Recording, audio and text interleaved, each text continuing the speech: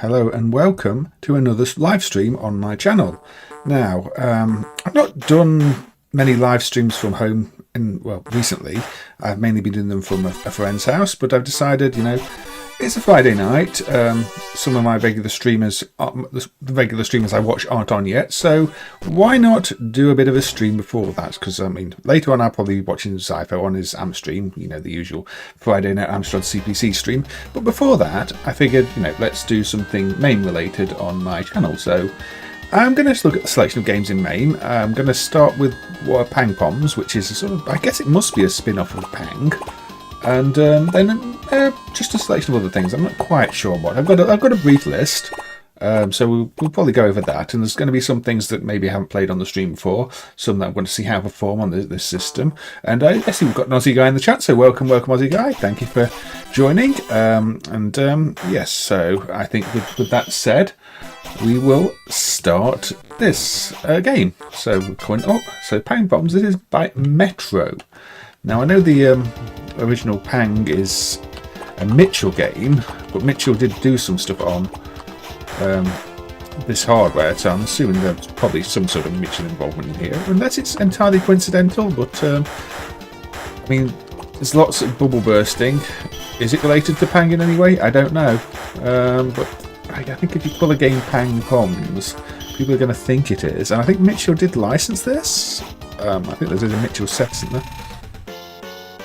But yeah, I don't know a great deal about the history of this one. All I know is it's one of the more overlooked single-screen platformers, where you basically can keep yourself in the air using this jump kick move while you pop all the balloons. So I'd be interested in knowing if this is in any way considered part of sort of the Pang universe or not, or if it just happens to have a similar name. But I think it's not bad. It stands up there with some of the others, and it's a bit different. There aren't many where you're sort of doing this air juggle. You're trying to stay in the air while you pop things. It's not quite Tumble Pop. It's not quite a Funky Jet. It's an original concept, really, I think, this one. So maybe Aussie Guy would know more about the history of this one, and if there's any connection to Pang at all, or if it's just its own thing entirely. If I asked that before, I don't know. But yeah, I think there must be some sort of chaining systems for staying in the air for a certain amount of time. I'd assume it makes sort of logical, isn't it? It says times 16, which might be because of being in the air. But you've got to look where you land too.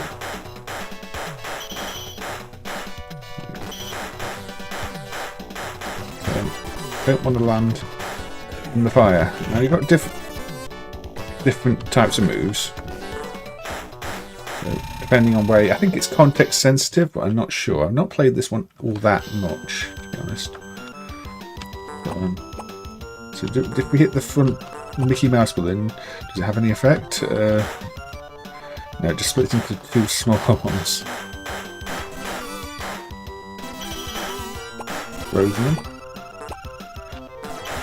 Yeah, I don't see anybody ever really talk about this one. Maybe the title just means it gets forgotten, or maybe people just consider it to not play especially well. I don't really know. It's just one of those single screen platform games I almost never see mentioned. That surprises me. It seems to play pretty alright. It's not world beating, but I'm sure there are strategies to it that I'm unaware of. I assume keeping yourself in the air is a good idea. But jetpack now. Now it's turned into full. No, is it jetpack or is it just springy shoes? I'm not sure. It's jetpack, isn't it? Yeah, it's turned into a funky jet.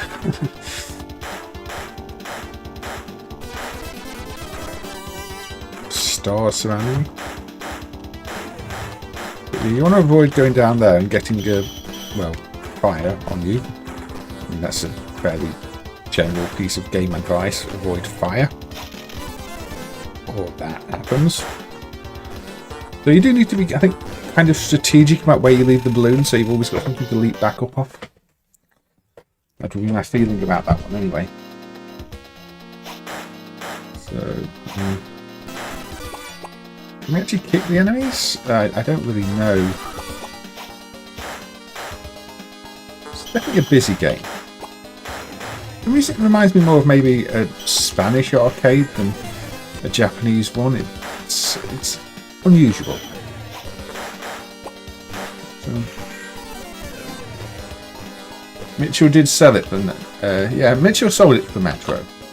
So, did you know if Mitchell had any involvement in the design of it, or if it's an entirely Metro's own concept?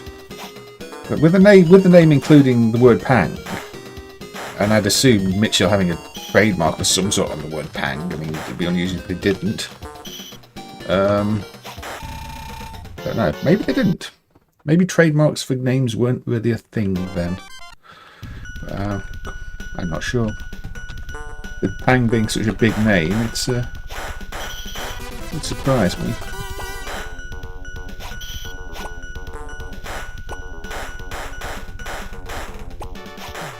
So we're sort of staying in the air. I think a guide to this would maybe tell me a bit more about how it worked. These ghosts are a bit of a problem. Once they start to spawn, you've got to really keep out of the way, because they do home in on you quite quickly.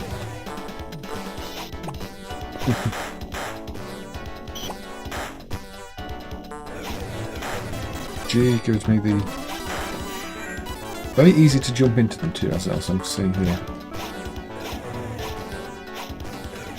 And I don't think you can attack the enemies. At least I'm not successfully doing so. It's quite a short range attack. Let's just clear out the other balloon and see where we go. Nova sold it in Germany. Mitchell wasn't involved, they only sold it. Okay, that surprises me. So it's not actually related to Pang at all then.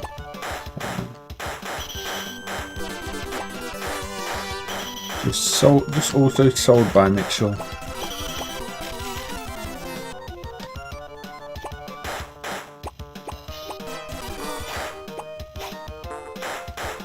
It's kind of funny to think of Mitchell as a distributor, but they were. I mean, they distributed some Korean games as well, didn't they? And Super X for Duyong and a few others.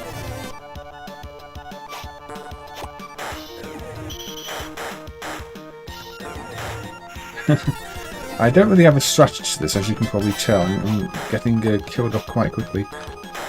But yes, balloon popping. They obviously cycle through the different colours, so they go for orange and pink are the last two colours. Developed by Metro, licensed to Mitchell. Yeah, that surprises me. I kind of would have guessed it the opposite way round. But the arcades are full of surprises. Now, some of these pop and leave fire on the ground too, which you're going to have to be careful of. And I landed in it. Which ones are leaving the fire behind?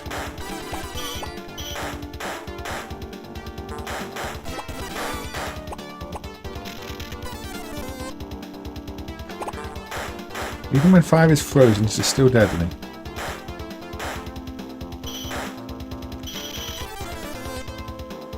I'm really bad at this.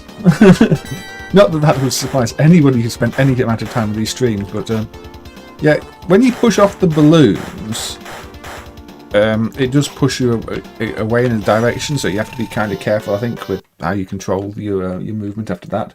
Otherwise you end up missing the platforms you want to land on, and bad things happen. So yeah, fire's already out. Obviously the clock freezes things.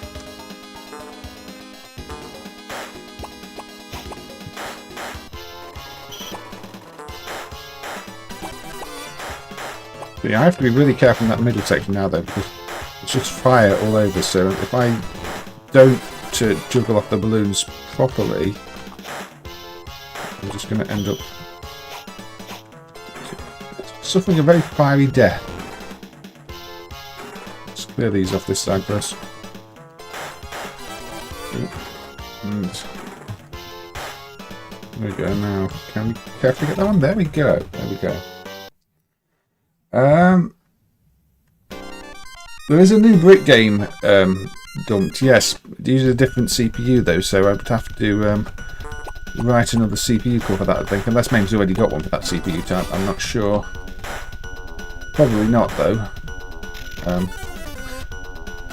Yeah, I did see that.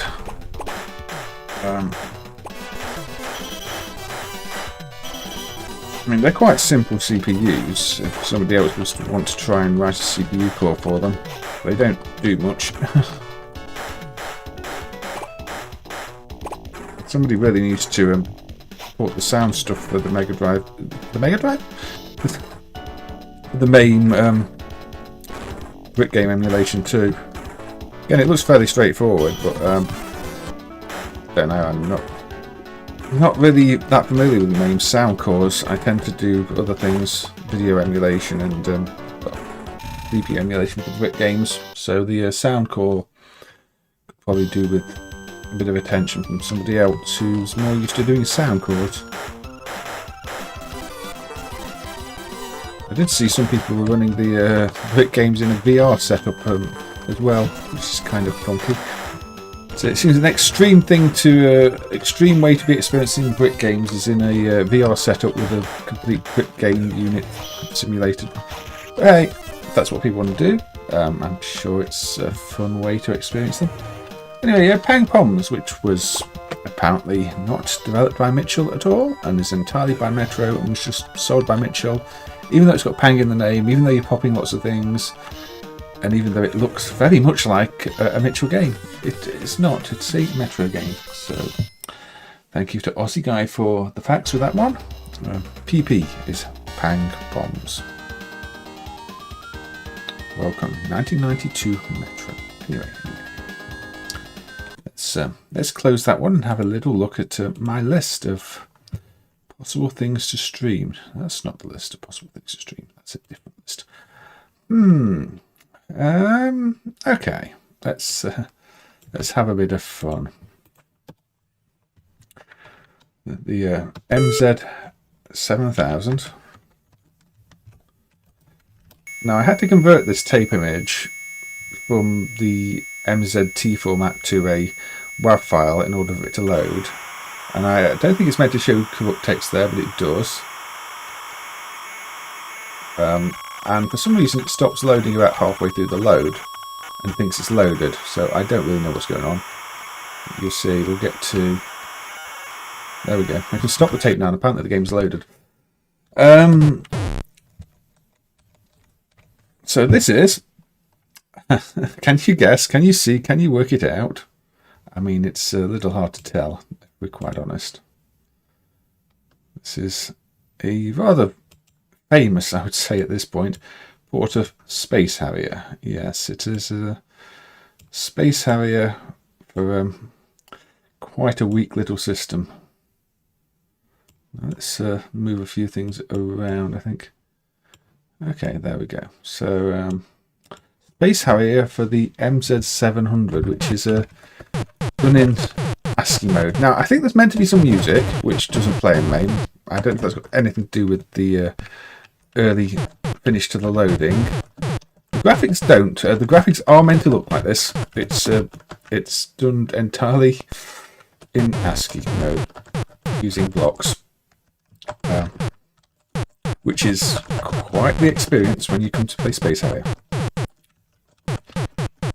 If you've never played Space Harrier before, you'll probably not have a clue what is going on. But if you have played Space Harrier before, you can kind of recognise all these different elements that are on the screen. You can see there's trees, you can see there's fire, you can even see what your little guy is. you know, it's super low resolution, effectively. But there's enough colours there with the other patterns that you can sort of work out what everything is. So I don't really think the state of MAME driver here is especially good. Because, well, I say it won't load the MZT file, I have to convert it. It just doesn't recognise, it doesn't finish loading on the MZT file at all. Then when I convert the MZT file, it finishes loading early, but just give me a playable game. Now this is the dragon flying around. If you've ever played Space Harrier, you'll know there's the dragon comes towards the camera and you shoot it in the head, and there we go, I got some shots in. But yes, I believe this was back how it was released back in the day on the Japanese system. And I guess people just appreciate it for being a port of Space Harrier within the limitations of a very limited system. There we go, on to stage 2, Giza.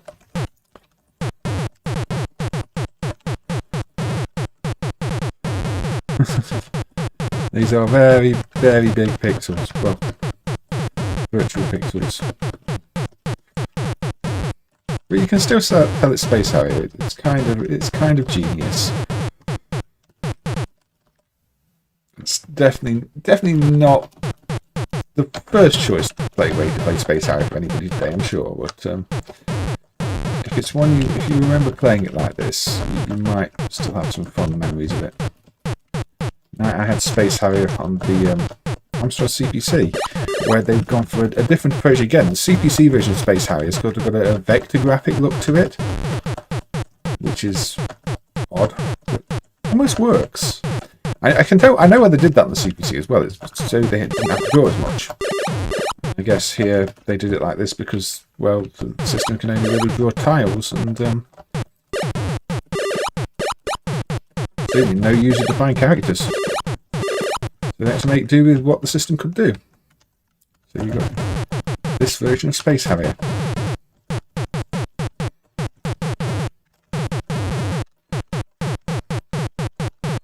The plan is to play Load Runner via DOSBox tonight. Not a bad plan at all, P-Dub. And also, yes, welcome Fermentius, and welcome Main Fan, and welcome Umberto, and welcome P-Dub. I'm glad to see you all here. I hope you're having a good Friday, and your weekend plans are enjoyable ones that you're looking forward to. And to say, playing Load Runner in DOSBox is definitely one of them. I mean, Load Runner is one of those games where it's on so many platforms, it's almost worth doing a Load Runner version comparison. Just like this. I just love the fact they have reproduced every scene. Even the rotating logo here, even though you don't stand a chance of being able to tell quite what it is, and the text is just almost a blur, you can still see that it's Space Harrier. And I mean, the Sega logo down there, they've actually used some extra characters. Let's give it a little go. There's a SNES Famicom version of Space Harrier ported by Whiteboard Santos for Takara. License from Sega. I mean, those are all names I've heard of. Whiteboard, Santos, Takara, Sega. So, how did it turn out as a guy? Was it any good?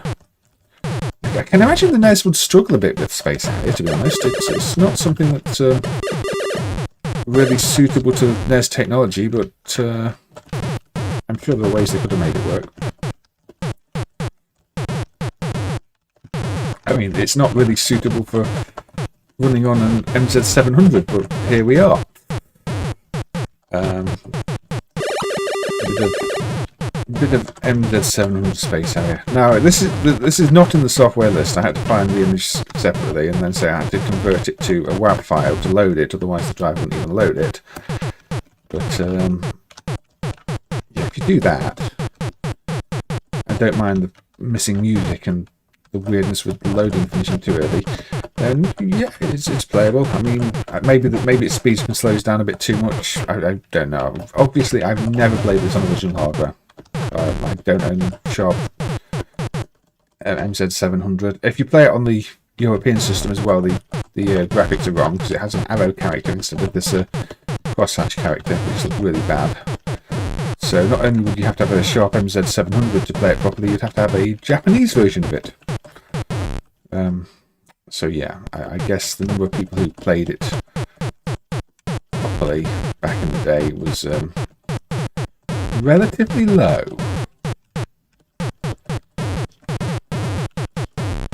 The joys of emulation mean that here we are. We can play it. I think if you use the dedicated emulator, you do get the music though. So MAME might not be the best choice for this one, but if you just want to see what they did visually, yeah, it works. Functional. Whiteblood Santos did work with Sega before and developed Flashgal Legend and Daikaiju House for Sega. Now, interesting you mentioned Flashgal actually, because that was on my list of potential games to look at tonight. We may look at that, because I was playing Flashgal and I thought the character looks an awful lot like it's Axel from Blaze from Streets of Rage. Blaze, isn't it? The female, the red ninja girl. Yes, they look rather similar. So we may have a look at Flashgal later. I think once we game over on this anyway, I've got one life left. I don't think we need to be staring at him. Oh, no lives left now. Can we make it a bit further? Or is this where we meet our end? I think this is where we meet our end. Yes, to something. To a big blue pole. But there you go. Space Harrier for the MZ-700. Yes, I think this is the only Space Harrier version that looks like this. MAME fan. I'm not that aware of the M700 either, P-Dub. It's not a system I've spent much time with, but that version of Space Harrier is quite famous because of the approach that was taken to it, so I thought I'd have a quick little look at it. Okay, now, this next thing is definitely not a game, but it's something I wanted to just show because I can. Now, this is the MU50, which is one of those Yamaha music devices. So, what are we going to do with it? Well, we'll wait for the countdown to finish.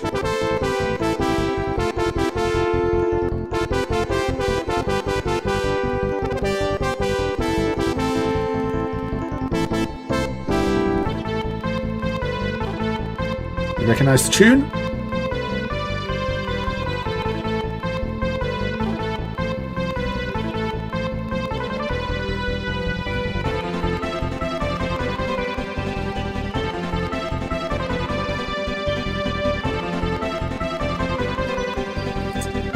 Just rather nice sound, isn't it? This is playing back at a MIDI file, which you can do with quite a few of these synths and musical devices in MAME. A MIDI in is available, and you can feed them MIDI files. And yes, it's the radio music.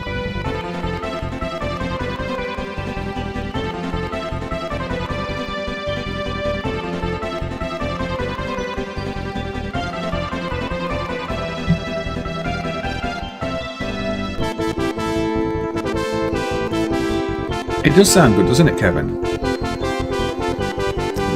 It's one of those things that MAME's been doing over the last few years, is adding support for these various devices. And yeah, just find some MIDIs online and feed them into it and see how they sound. Some sound better than others, but this one sounds really, really good.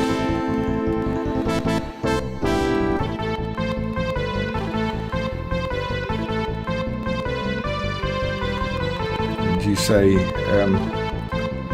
Flashgal looks a little like Blaze, but maybe more like Electra. Fair enough, I'll do that.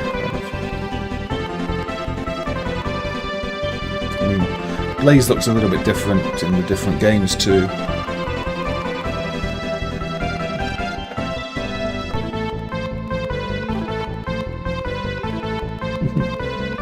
Cats come to see me. What do you want?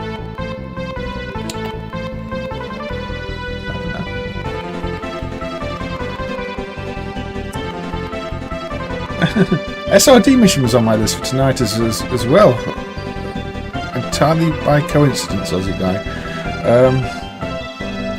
The others weren't though. The others weren't. Anyway, that was a slight musical interlude, which I'm sure was worth showing, because this is kind of cool to see MAME doing these things. We may have another musical interlude later. I'm not sure. But for now, let's have a look at... What are you doing? 11-beat. 1998, is it, Hudson? I think this one just about manages to stay at full speed. Please select the game mode. Please select your team. I want to be Italy.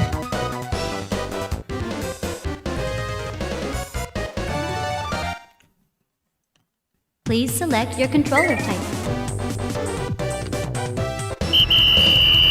Kick off!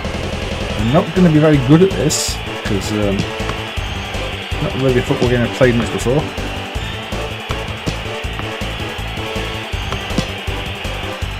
And yeah, this is on Alex 64 hardware, so this is basically an N64 in the arcades.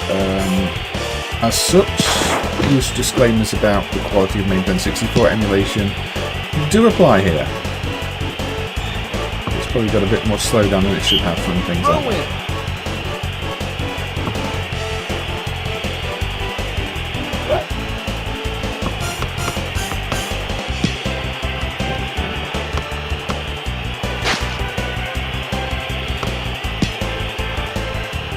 Passive field.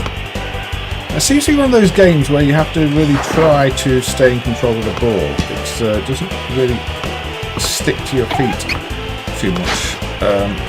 You have to position yourself better.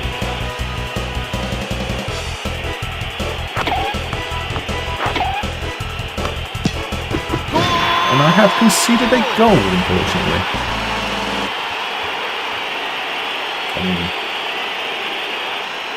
I did practice on this a bit earlier and didn't manage to concede a goal, so obviously the curse of streaming has got to me right now.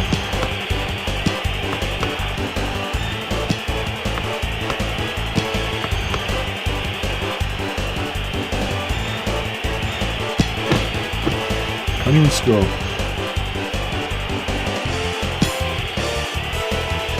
So this is probably not one of the most played football games in MAME, which is why I decided to play it. I did try playing Heat of 11 instead, but that one did not run well. I mean, we saw on the other stream I did the other day how Konami M2 games run. And yeah, hey, don't do that. Well, goalkeeper to the rescue. Yeah, it's not bad use of N64 hardware in the arcades really to do a little football game. I'm not sure how it rates amongst football games, but half-time. Half-time. I want a free kick for that. If you're losing at half-time, well, you just have to continue.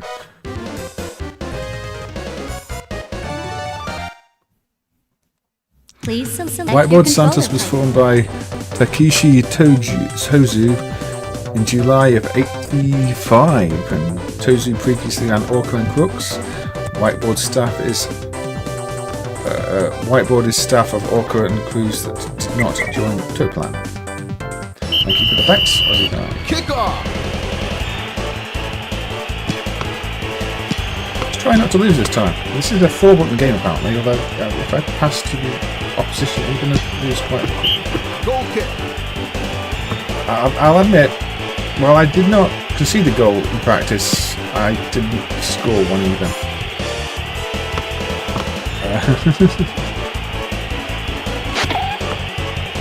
Because you can do headers and kicks and other stuff. Oh, no.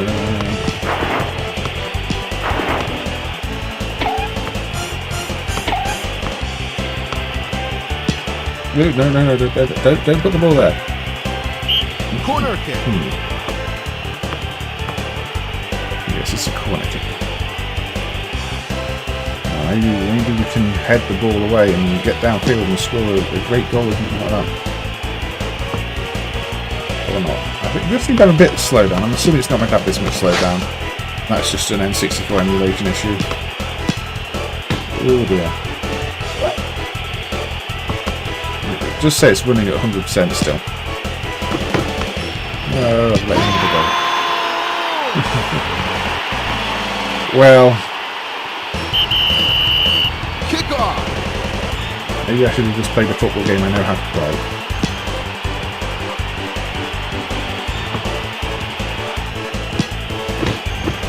No, it's worth a try. I mean, I've had a shot.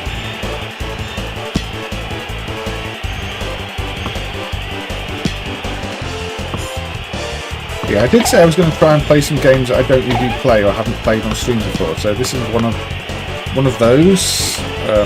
If I have played it before, I don't remember playing it.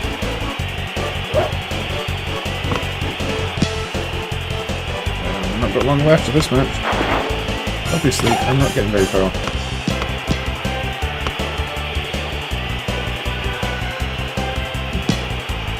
But, yeah, it's interesting to see the different hardware types you've got football games on, because obviously this is on N64 hardware. You've got things like Tecmo World Cup 98 on Saturn type hardware. You've got a bunch of things on PlayStation based hardware, and you even got, say, the PSR-11, which is 3D M2 hardware.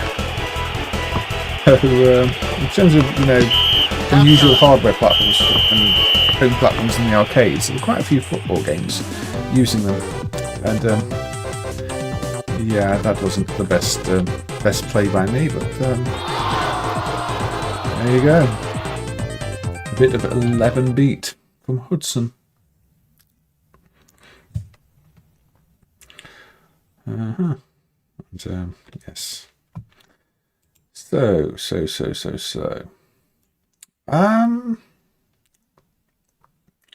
Let's just play a well-loved game for... I have played this one before. I know I've played this one before. But it's a good game, so we'll play it again. I'm going to bring up a trusty WonderSwan.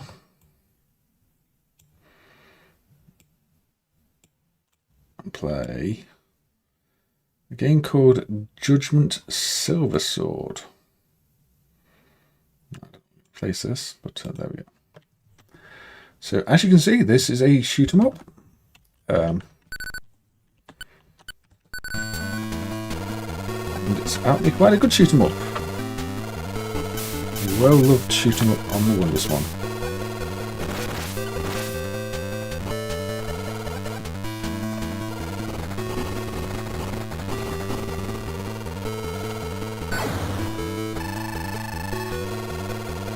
I believe the developer of this did a few other games, including some that I have on pre-order as part of a Switch collection.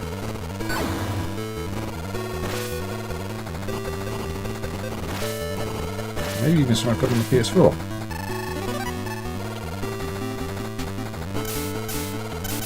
No, this is not an arcade game, this is a WonderSwan colour game. But, it plays just as fast and smooth as any arcade shooter you're going to find. It really shows that the WonderSwan colour was a pretty good system. Let's be honest.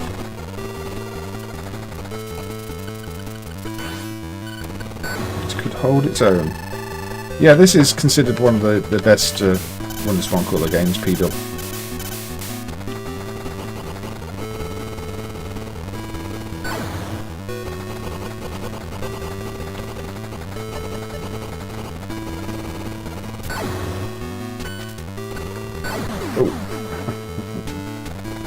Doesn't mean I'm going to be any good at it though. You know me and shooters. It's also got unusual screen size because the WonderSwan colour isn't 4:3, so it's a bit closer to you know, a widescreen turned around.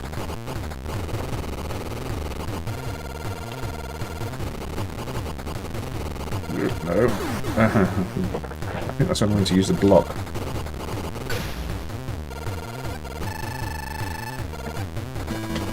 Ship area start.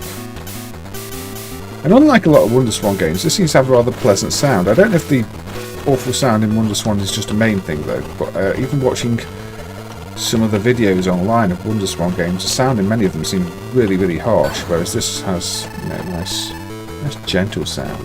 It works. It's not tearing your ears off. Although, you know, I have read that the WonderSwan can do digital sound, you know, sample sound at a really high resolution for the system it is. So I don't know why some of them seem to sound so awful, unless it is an emulation issue more than just MAME, or just a design choice to use low quality sound in a lot of them.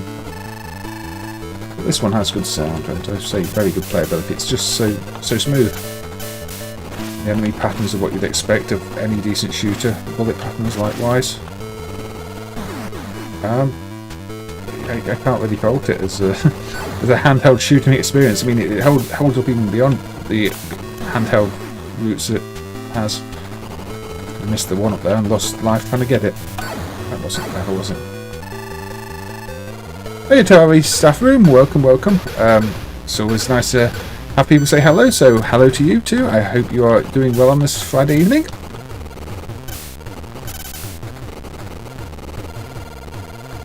Oh, is that me dead? That's me dead. Yep, that's me dead. Right, well, Judgement Silversword. Look at those bullet patterns though. The way the bullets accelerate and slow down, the home. It's definitely worth breaking out the WonderSwan driver just for this one, if nothing else. But yes, 2004 this version. So should we give it one more go?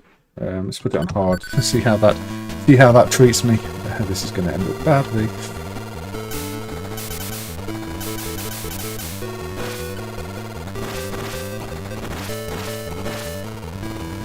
See how it copes with it. Yeah, this could have easily been an arcade game.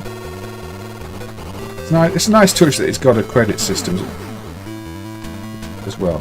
Yeah, I'm not going to die already, but apparently, yeah, hard is a lot more bullets already. This second credit's not going to go very far, is it? Whoa, yes. I mean, you do have the shield, which is handy if you remember to use it, which I keep forgetting to do.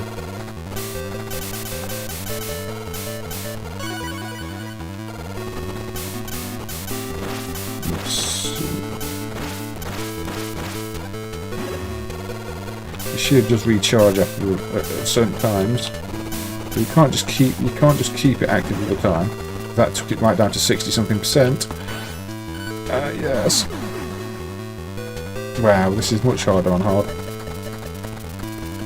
Look at this. You can't block. You can't shield against the green lasers either, by the looks of it. You dodge those. Yeah, hard is hard, unsurprisingly. But this is one I might play another time, because I kind of keep forgetting it exists, and then occasionally I remember, and yeah, I still came top, but that's just because there's nobody else. Well, you know, it's not an arcade where there's people actually played the game and got high scores I can't beat or anything. But yeah, that was Judgement Silversword on the WonderSwan, which is, yeah, I'd say that one is absolutely worth checking out if you have the chance. What else are we going to look at though? Yeah, let's have a look at that one. Let's see how that runs. I don't think this is going to be full speed all the time, but we'll give it a shot. Racing Jam from Konami. Now, fans of games with food may be disappointed to hear there is no jam in Racing Jam. But let's just play it anyway. Just a Konami racer, one of Konami's 3D racers.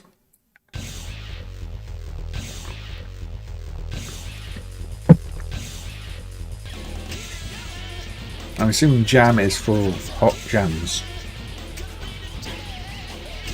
Now the demo mode here makes it look super exciting. So we'll leave the frame count up just to see if it, see how. There's quite a few tracks. Yes. That'll do. Now there are definitely some priority bugs, as you can see. The grey rectangle there is hiding some of the 3D. But we'll see how it goes.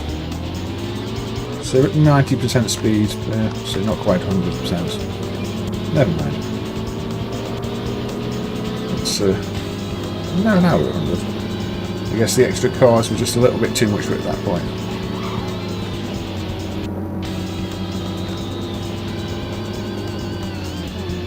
I'm not very good at this though. It's,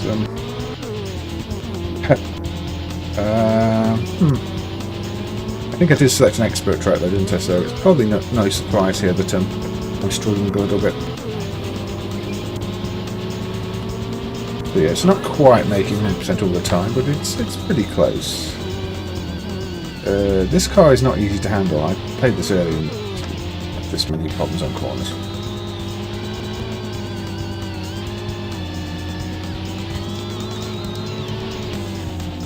It's just winding, cornery track with a car that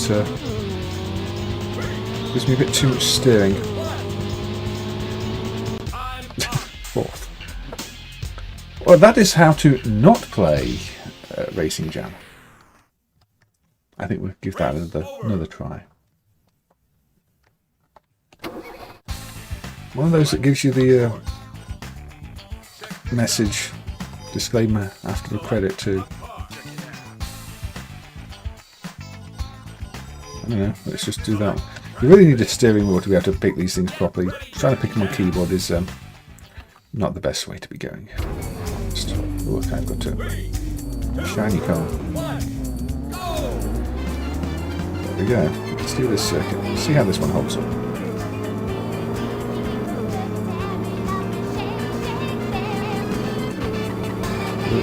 Yeah, when there's more cars on the screen, we do drop below 100%, unfortunately.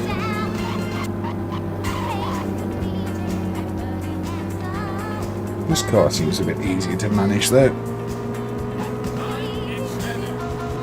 Maybe I'm speaking too soon, but far too soon.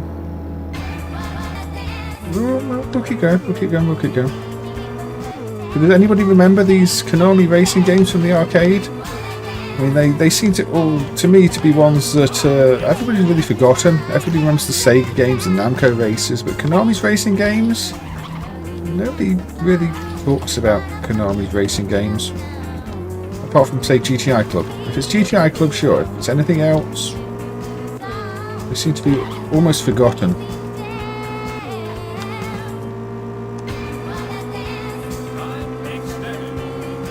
Yeah, Konami have got a lot of racing games. It's just, say, people don't seem to remember them as much. Maybe they were more popular in Japan. Apart from GTI Club, I very rarely see Konami races. 8 though. I think I really do need some better driving controls if I'm to ever do anything apart from finish last in racing games.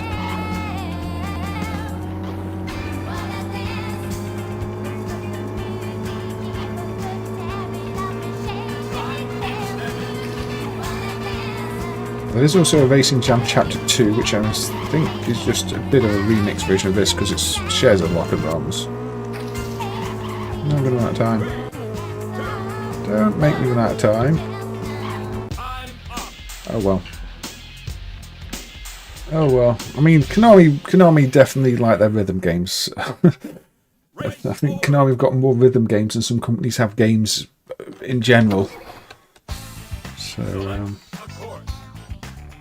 beginner course.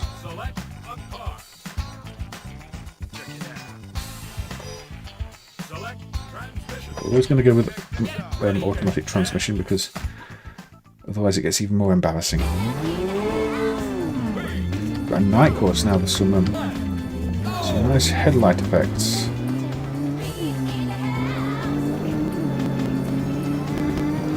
So for the most part, this just managed to run at full speed.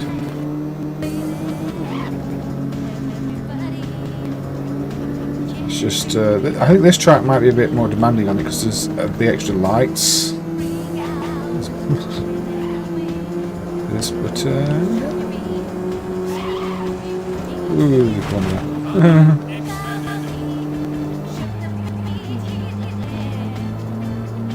I was doing so well as well.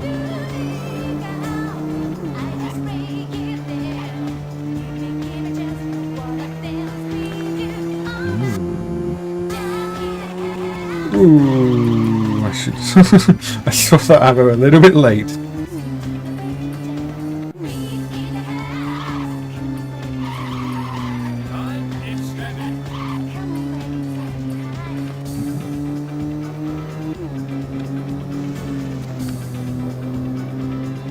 I'm assuming I don't want to be on this side of the road because there's traffic.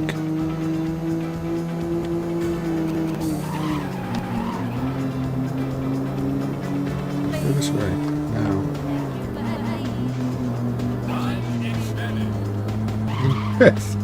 Fifth is not at the back.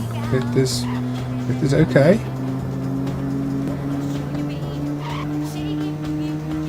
So yeah, I think these recently saw some work in MAME. I don't really know how they ran before or how much they've been improved recently, but I seem to remember they have been worked on in the last year or so. And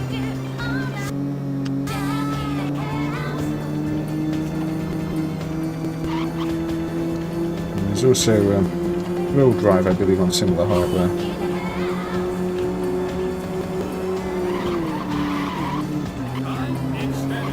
Still fifth, okay. I can keep going with this. Still got another lap to go after this, of course, if I make it that far.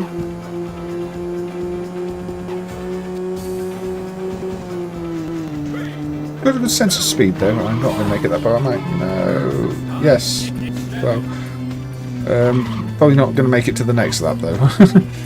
So 9 seconds to get to the next checkpoint is.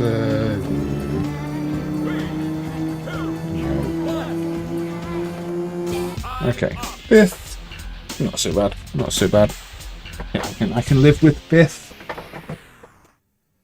So yeah, that is Racing Jam from Konami. I say they're not as well remembered as Sega's racing games or Namco's racing games, but Konami did have quite a few in the arcades, and that was one of them.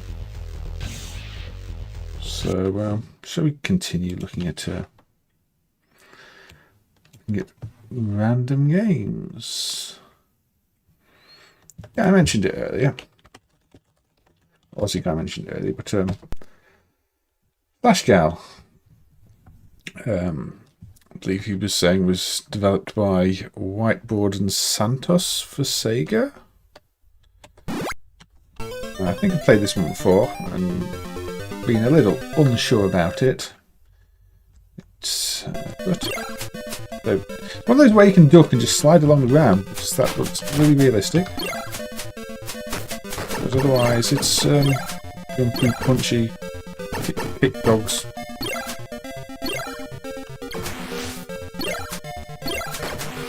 Kick space guys, astronauty people who just happen to be flying around the Statue of Liberty. Why not?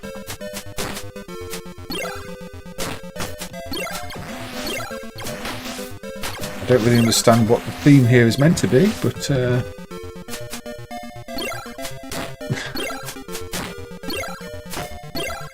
is that my sister? I just, felt like wearing a similar red outfit. I'm not allowed to wear the same thing as me, same colour as me. Power bonus. Section 2. Get this motorcycle section. Because why not? So we're going a bit of Moon Patrol. Oh.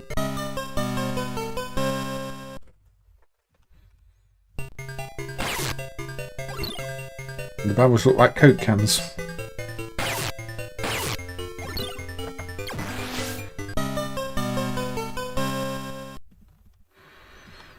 Daikaiju sold this. That would be why. In fact, the barrels are Coke cans. They say Coke on them. Why are the barrels Coke cans? Why is the helicopter tiny?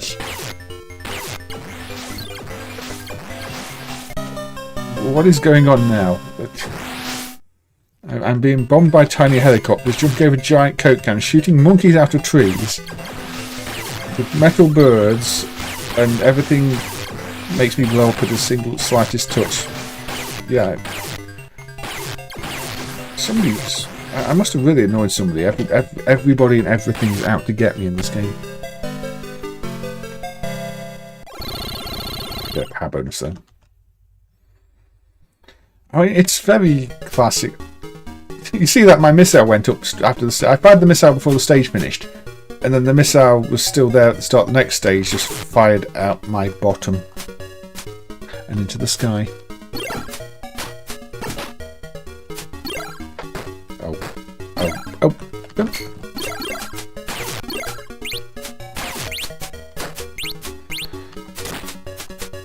But yes, it's what?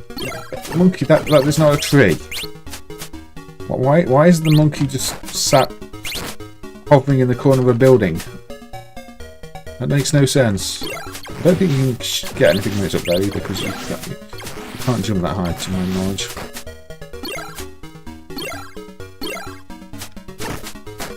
Yes, it's just got very traditional gameplay. Simple arcades of the period you can't hack the tap. When you get hit, things juggle you. I got juggled between the tires, just like I got juggled between the stars. You're back, are you? Have you got your friends? Stabby. Oh, come back. At least you can juggle other people. Very silly game.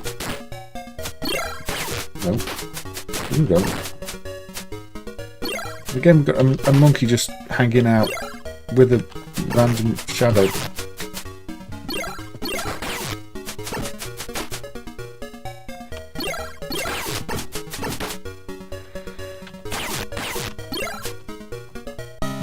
Okay, that hurt. Game over. Yes, let's continue. I'm not done here. You might be done here. It's got slight Kung Fu Master sort of feel to it, with everybody trying to ambush you from both sides, but I mean, obviously not quite so. Quite the same. And we've got this guy with his air gun, which actually shoots at you.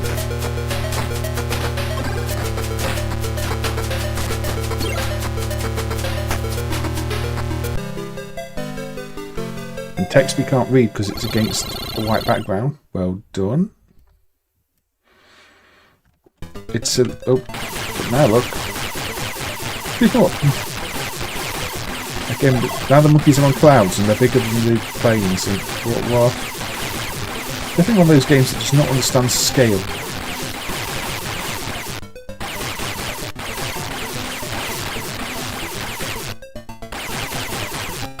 But yes, it's like Flashgal is some super spy.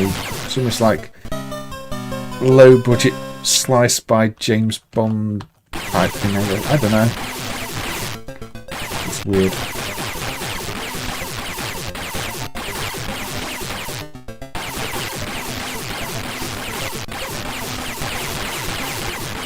And I have no idea what they're going for. I have no idea what the theme's meant to be. There's just metal enemies. There's enemies from all sorts of different time periods. It crosses genres. Are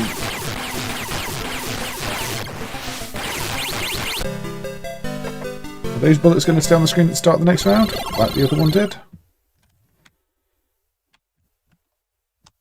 Yes, they are. You can see them fly off the screen at the start of this round. Wow, it doesn't bother to... it really does not bother to clear the bullet list between stages. Low budget jank, this one. Why is one of them green? It's going all over the beast on me. No, okay. Well, that was a bit of flash. Well, I'm still alive. I thought we were dead. As soon as I thought we were dead, no, we've still got lives. Still got lives. Oh, we've got an extra weapon? There's some sort of power-up weapon or something, or gun there? Is it just an extra? I don't know. My lives are represented by the guns in the corner, aren't they? You again.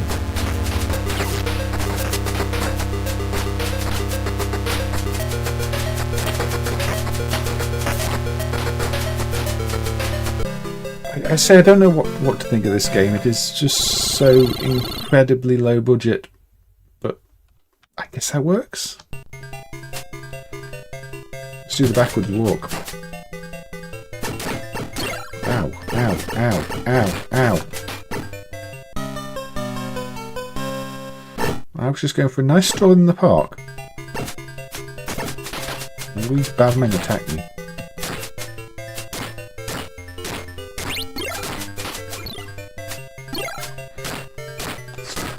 Just the way everybody slides because they don't animate while the screen scrolls up. It looks so silly. I mean, I think it is kind of fun. It's just messy and cheap. Yeah, it does feel a bit more like a budget game than an arcade, doesn't it? Atari staff room. I'd say I don't think it's bad. It's just, say, incredibly low budget. But I say I just played it, and the character did remind me of Blaze from Streets of Rage.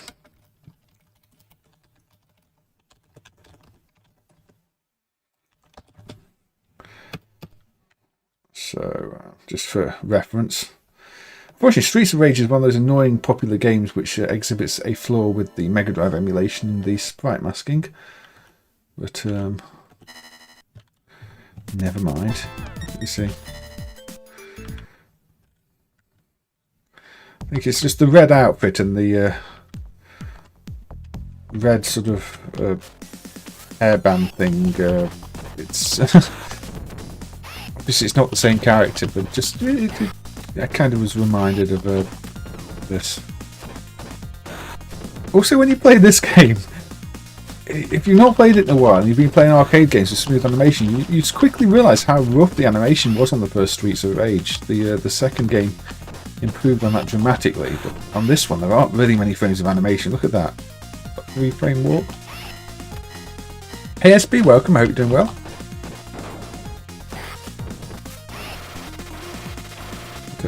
Yeah, I mean this is still a classic game. But yeah, you can tell this was quite a low capacity cartridge. Just does not have the frames of animation the later games had. However, I'm only really playing this to say that, you know, the character in Flashgal reminded me of this one. Their first was Planet Probe, which was potentially unreleased. It's interesting, Aussie guy. I think Planet Probe is the better game. Although Planet Probe's still got that whole cheesy thing with E.T. in it, so yeah, there's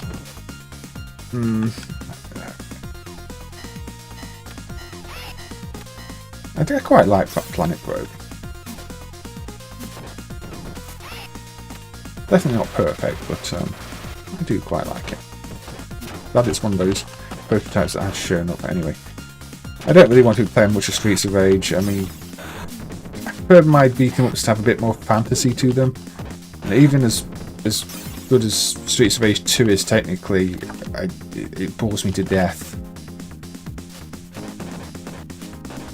Just walk along some streets, beat some people up, walk along some more streets.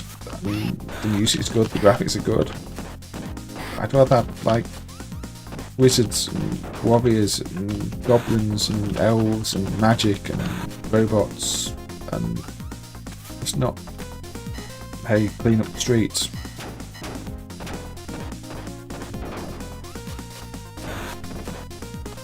So yes, let's just call our backup and boom. I swear that looked so much more impressive as a kid. Well, it's still a good game, but yes, you can tell it's one of the lower capacity Mega Drive carts at this point. It's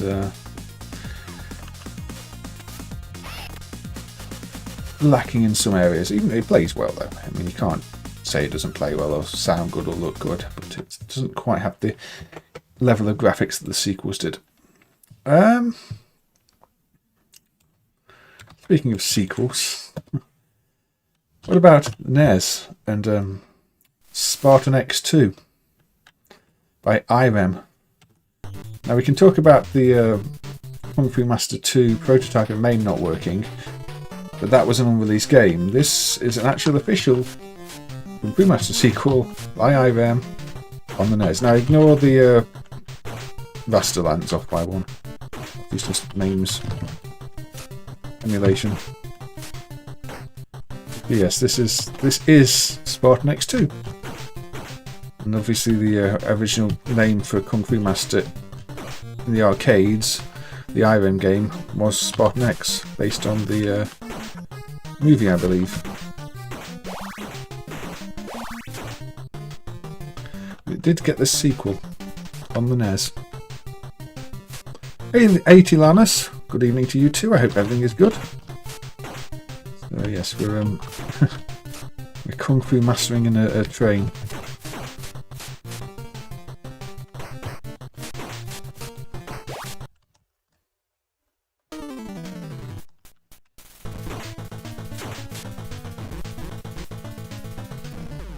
Oh dear. Well, I've never been good at Kung Fu Master.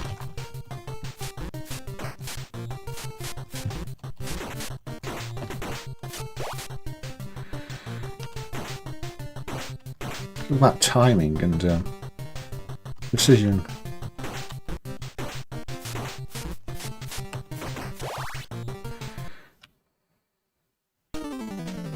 It's another game of the train, though.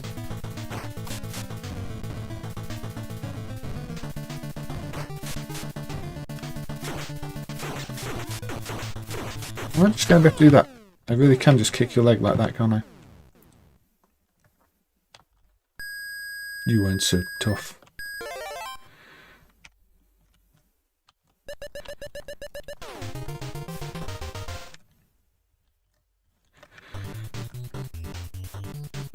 Story? What's all this story?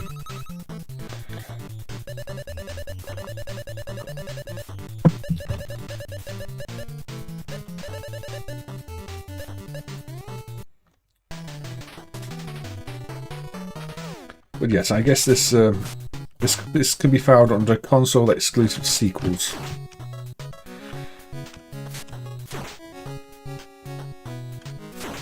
Which again is the kind of series I should probably do at some point.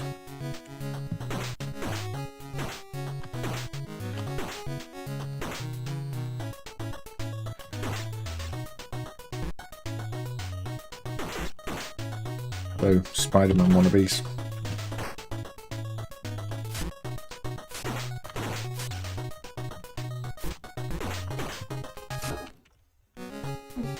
I mean, we could briefly look at Beyond Kung Fu again if anybody wants, although nothing changed since last time. But the background encryption is still a major problem. The kicking pose is a bit awkward. Yeah, I mean, it's...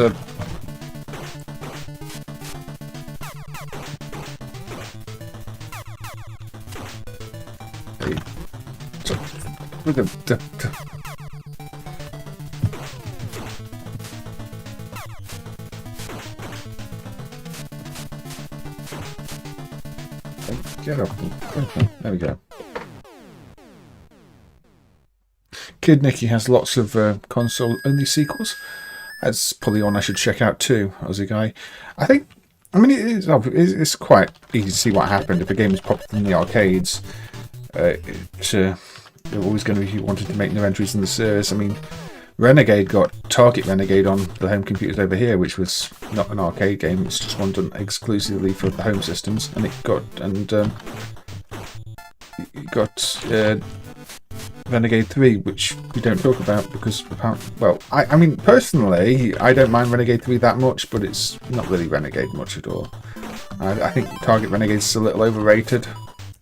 I prefer the original over any of those sequels, but Target Renegade is very popular.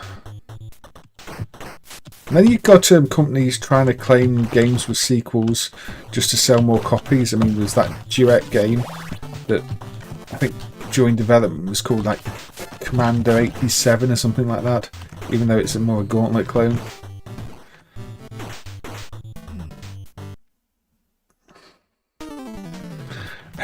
Strider. Yes, Strider returns. That's the Strider sequel is a weird one because on the 8-bits it generally got quite good reviews because for an 8-bit game it wasn't bad, but then yeah, in the 16-bits it doesn't hold up at all.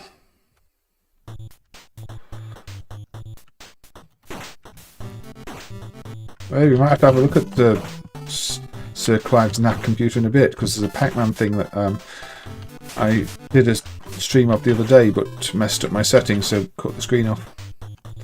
So that's on the list of things to look at tonight.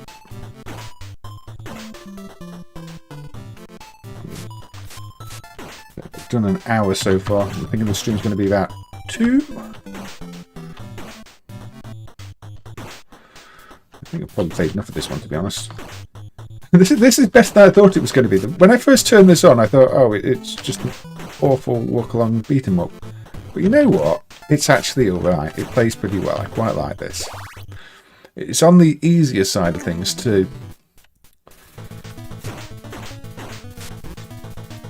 This guy just looks like he was coming from New York with poo. Which means it's pole.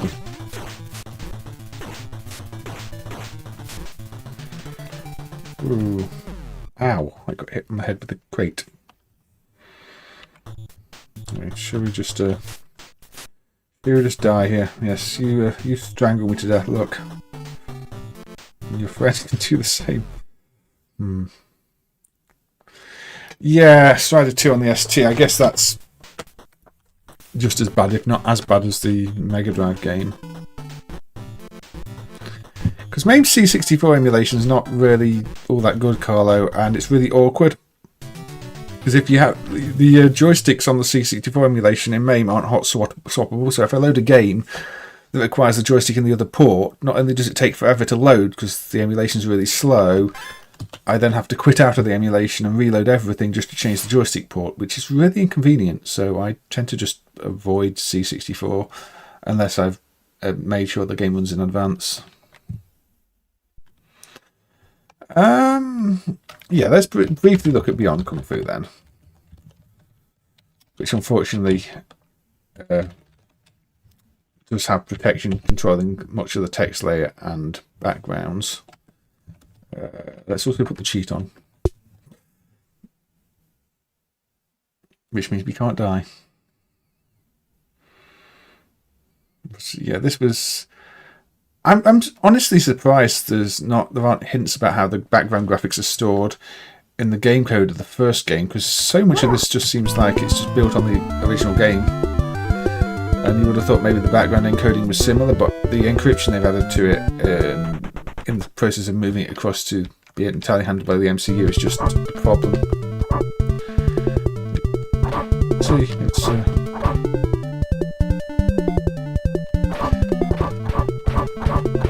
yeah, there's no backgrounds. The game is fully playable, but everything to do with the text layer, the background layer, is handled by the protection.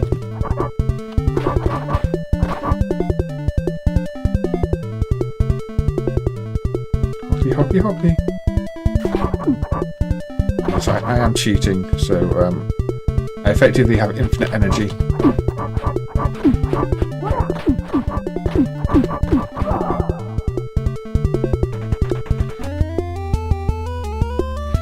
I've been doing a bit of research on the data formats found in the MCU data ROM to try and see if potential patterns can be identified, and there are a few interesting things, like at the start of some of the stages it will animate something like a trapdoor or a door opening, and then if you die it will send a complete redraw level command instead of the individual animation commands. But it seems to store 2 copies of most of the background data, or at least references to 2 copies, so that you can draw it in either state with or without the animation applied. But that still doesn't bring us much closer. And also the entire HUD thing is somehow controlled by the protection. The basic HUD layout is in the data ROM, although other stuff isn't. And I can't even see a command to write to that, so I have no idea what's going on there to draw that. And it seems to write the score as it seems to want some sort of BCD conversion on the score. Yeah, this is unreleased. It's a prototype. Yeah, the music's good. I mean, I'm glad we can experience that side of things. So, but yeah, getting the. I mean, I'm not sure if anybody's going to manage to do the background stuff. It might be a case that there just isn't enough information available without decapping the MCU, and obviously the board is kind of rare, and nobody's going to want to risk decapping their MCU if they have the board. You know, prototypes tend to be like that. Why it's so heavily protected for a prototype, I also don't know.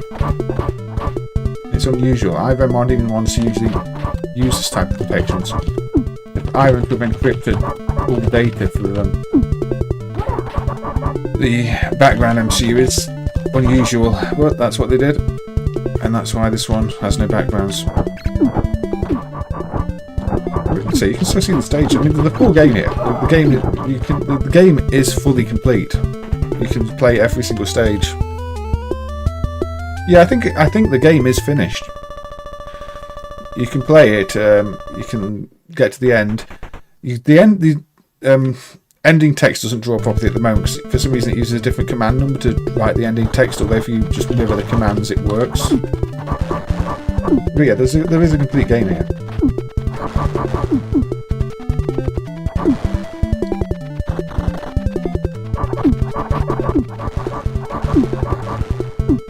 I mean, obviously, without cheats on, I'd be dead long ago. But I just put the cheats on so I could play through it and just show what different content's in here. It's not going to take long to do that.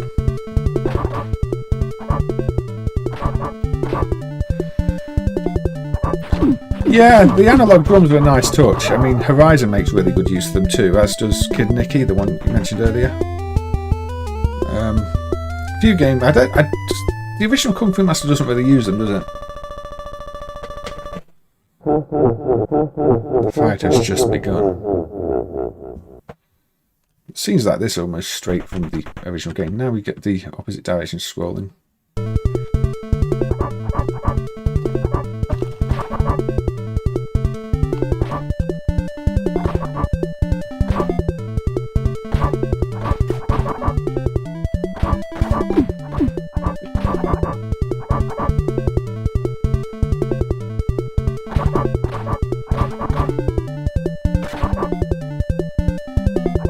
Yeah, the only thing, the protection is entirely handling the background and text layer stuff. It doesn't affect the gameplay at all, thankfully. So you know that's a bonus at least. It doesn't affect the sprites, doesn't affect the game logic. It's entirely down to what you can see. In that sense, it could have been worse, but then I don't know. It might still be impossible to handle as it is. Yeah, Kung Fu Master doesn't use it. Hey, Charles Gameplays, thank you for subscribing.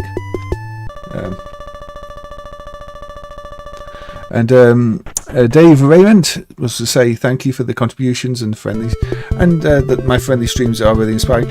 I mean, I enjoy doing them, David. So you know, I've enjoyed working on MAME over the years and enjoyed doing these streams. So I'm glad to hear that you know you find them inspiring too, and you know, I hope that they're educational for people.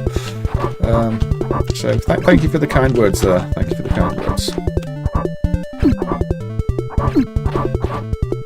So at the moment it's kind of frustrating to work on MAME because a few issues with personnel, but hopefully they will pass at some point.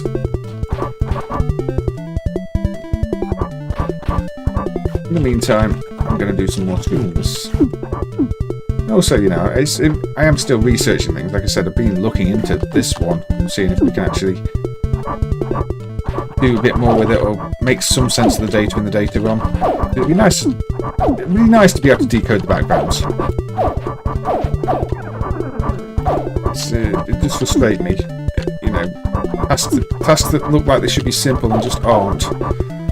It's only a fairly weak MCU, but you know, you can do anything in MCU code. It'd be nice if they released the game officially, but it might be another one of those cases where even IREM don't have the code or anything like that. I mean, who even owns the IREM IP at this point? It's probably not in the hands of the original staff, so they probably don't have all the resources. And if this one, you know, it's possible they have nothing. A lot of these compilations and people putting out these compilations rely entirely on what we've emulated, what other people have emulated. If it's not emulated, they can't use it because they don't have it themselves. And it would not surprise me if the IREM ones were in that situation. Can't think of anything IREM related that's come out of the woodwork for those compilations otherwise. At least with like Taito, you know, there's some stuff that shows up that may not have shown up otherwise, because they do seem to still have some resources. Well, they found resources at least. I mean, for a long time we were told that Taito had lost all their resources, but I think they've somehow managed to find them.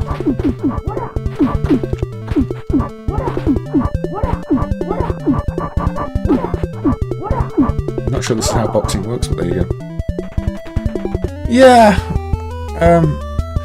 Elzo is the owner at IREM. I mean, how well connected to the original IREM is that Aussie guy? Because if it's changed hands a few times, and they only own the IP, not the don't have all the access to all the older stuff, then probably got nothing.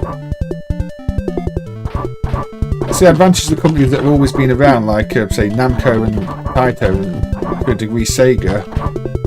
They at least have somewhere where their old archives might be, but when somebody's just bought up IP over the years, rather than, you know, still haven't got access to all the sites, a lot of the time materials just don't exist anymore.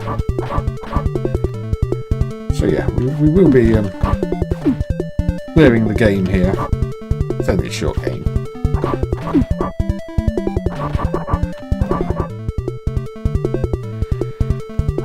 Here we go. There she is.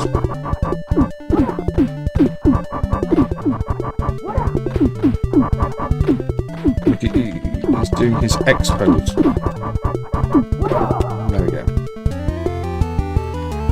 And yeah, it would draw the ending message here, but I say it uses a different command for some reason. Although that one easy. If you just mirror the regular drawing command, you do get the ending text here. I don't know why it uses a different command, unless it's related to the tile map sizes, and this being the left-hand side of a tile map, and it going to different banks, because the background tile map does seem to be double the size of the usual Kung Fu Master, and it only sends the draw command at the start of a level, so it may be the end text drawing command goes to a different side of the tile, a different bank number. So Elzo is former Nano bought IRAM in 1980. So there's still some connection. Depends how much. Say I've not seen anything to indicate they would still have the older material around, unfortunately. But who knows? Who knows? Right, let's have a clean up of my to-stream list. Let's put something on that nobody's going to care about. Did I stream this before? I can't remember. Bubble and Roulette. Everybody loves Bubble Bobble, right?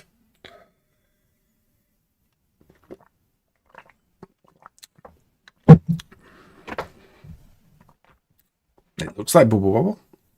1997. Oh. It's gambling.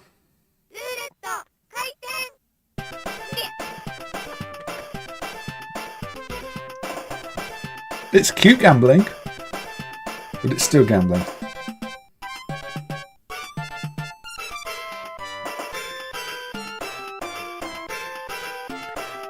I think this is the thing in Japan. Everything popular became a gambling game in some sense. And it's still cute, but it's all about winning coins or winning medals or winning whatever. Let's put in lots of credits. Let's place some bets.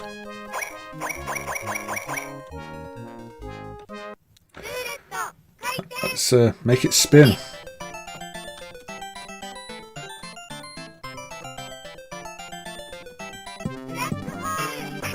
I don't know what's going on now.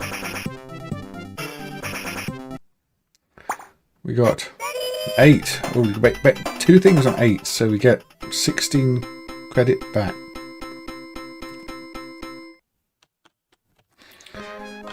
Oh look, we can put some more on that. Let's put some on that. Let's start again.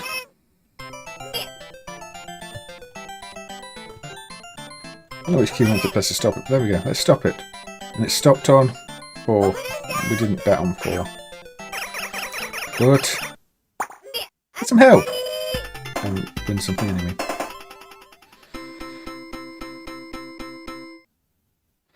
There are far too many bubble games. I mean, it was popular, cutesy, and obviously I don't need that. Let's bet everything on everything. There we go.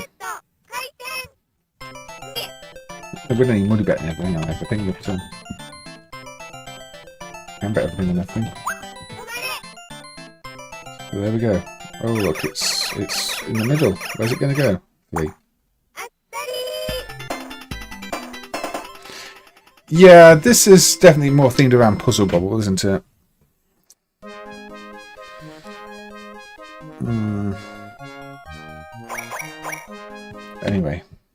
Anyway, I don't think we need to really look at Bubble Bobble gambling.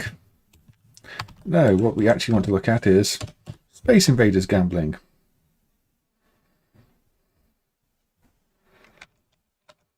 Come on. Look at that lazy Taito logo with a bad pixel in it.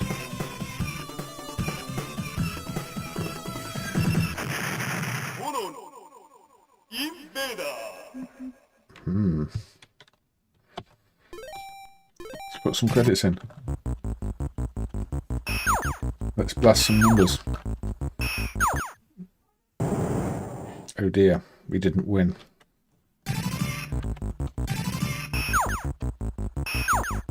This is an official release. This is a Taito gambling machine from Japan. It's a proper licensed Space Invaders thing. But yeah, it's just a slot machine, really. A video slot machine with a Space Invaders theme.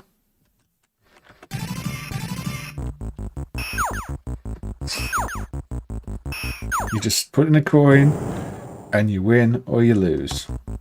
Basically, you lose. Also, for some reason, 1 gives me more credits. It probably shouldn't. The input mappings are probably all over the place on this. But, yeah. Anyway, again, I don't think we really need to see that, and it just aired out at the same time anyway, so I just wanted to show it off, because, well, it's not really one I'm ever going to have put on stream before. Right. I did promise that we would have another musical break, didn't I? So here is musical break number 2. Now you can shrink down here a little bit.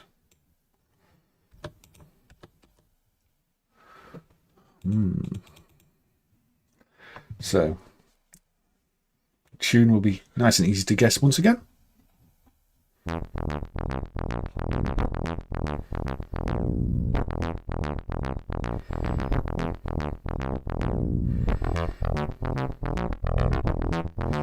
It is indeed Doom, you are correct, Ozzy Eye. I mean, we can mess around with it, but we can go.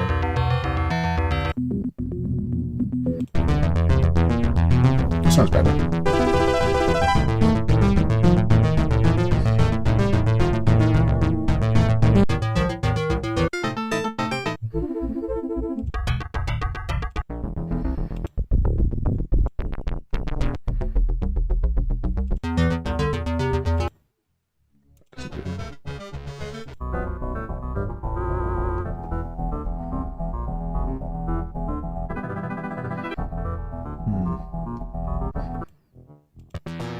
Anyway, I'm not sure. But yes, obviously we can make extra sounds too.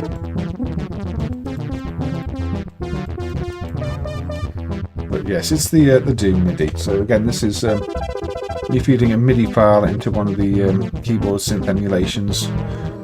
So yeah, I mean it's a real Casio CZ-1 keyboard. So I mean I think it's quite a famous keyboard from back in the day. But MAME just lets you use the MIDI input on it to play MIDI files, which is what I'm doing. I found a Doom Episode 1 Map 1 MIDI file and fed it into the keyboard here, which is what you're just hearing. But otherwise you can just place the keys. And you know you can use it right with the keyboard. Or you can just hook up MIDI to it and actually play it that way. And you can change things, you put modulation on. That sounds weird. MAME has lots of weird things, Andre. That's half the fun of MAME. Also, to anybody who I have not said hello to, hello. I do sometimes forget to say hello when you drop in, but good to see you all. Yeah, MAME's got all sorts these days. It's kind of fun to mess around with. Don't know why sweep sound does nothing. Jet roll. Maybe that's a very weak jet. Anyway, that was musical interlude. We're done with musical interlude now. What shall we go for? What shall we go for? Yes. Let's go with that one. There aren't many official multi-game arcades, but Pro Sports from Data East in '83 is one of them. And for this one, they kind of took some of their older games, such as tennis and golf, added a bowling game to it, and released it as Pro Sports. Now, quality-wise, these games are probably going to feel a little bit dated for '83. Also, yeah, the sprites do get stuck on screen a little bit. The emulation is not perfect. But let's not do bowling.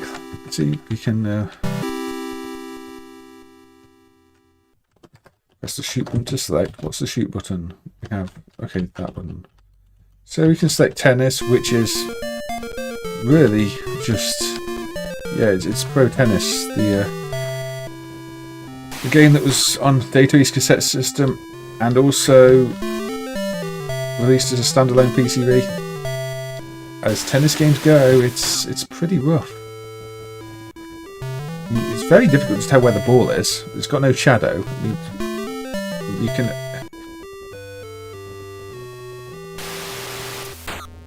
Also licensed to digital control. This was licensed to digital controls?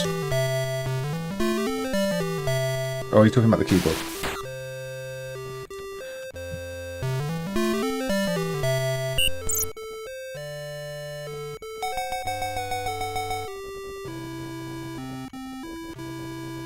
Now I've got to receive. It's did the original release of this have music? I can't remember. Still doesn't really make it any better, and my character's got really bad sunburn.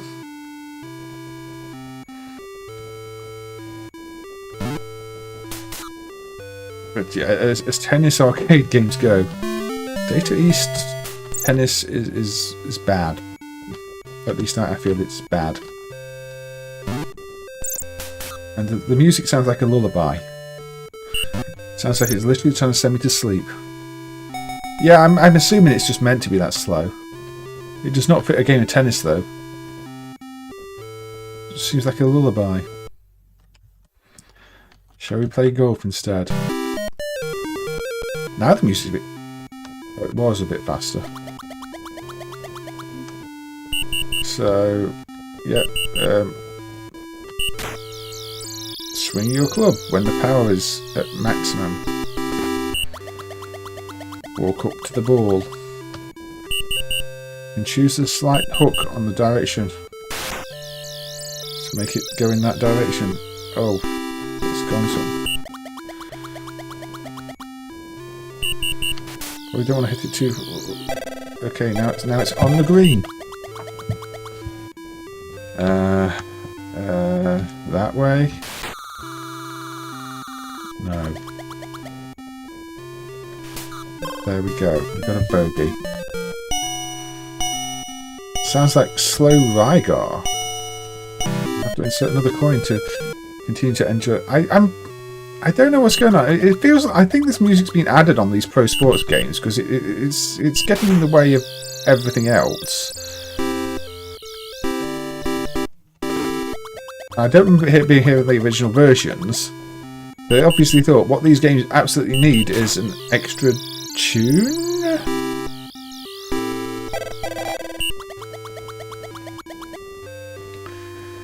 But I'm afraid we hit it. Oh dear.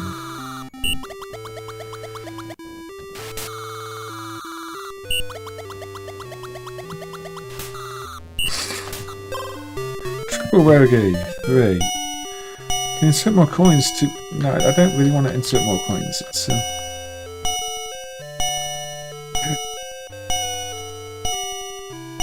I really should go and buy some potions at the end.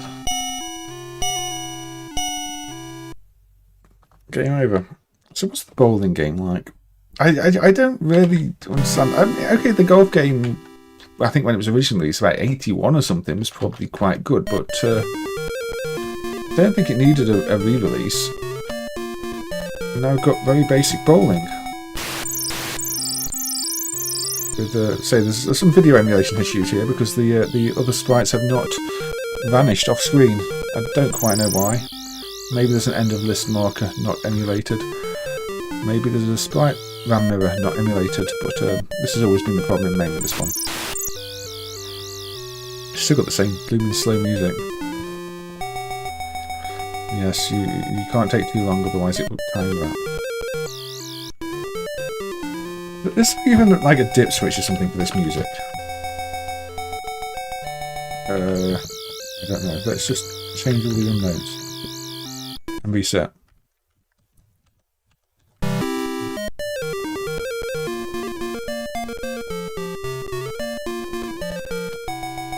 Nope. Back to... I had no idea.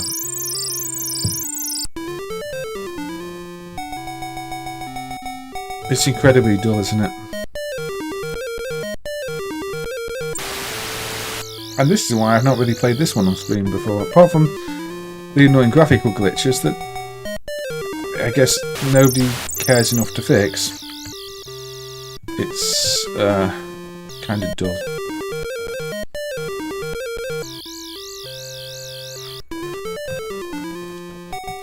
So Digital Sports sold this. Did Data East basically make this for Digital Sports then? Digital Controls even?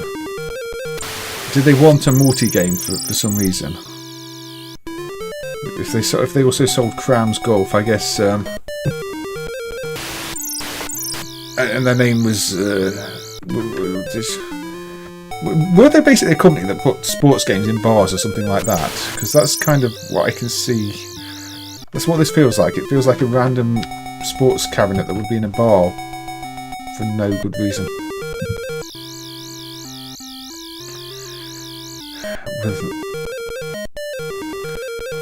You think this looks good for 82, but this isn't 82, is it? This is 83 now. I mean, the golf game I think originally came out in 81, 82, and was probably quite good for when it came out, but this compilation in 83 feels a little rough. And there is a screen that disappears really quickly at the start there, which yeah. I don't know why that disappears so quickly. We thank you very much. Okay. Right. You think that looks good for 83? I mean, to me it looks a bit basic, but maybe I forget how simple sports games look then. I mean, Daikaiju did do Super Doubles Tennis in '83. This is '83. This is the same year that other tennis game. This is basically a sequel to that. Except now it plays much better. Still a bit rough. It's definitely not like A-grade tennis game. But they've made it faster and significantly less ugly. I think I am meant to be playing doubles tennis here.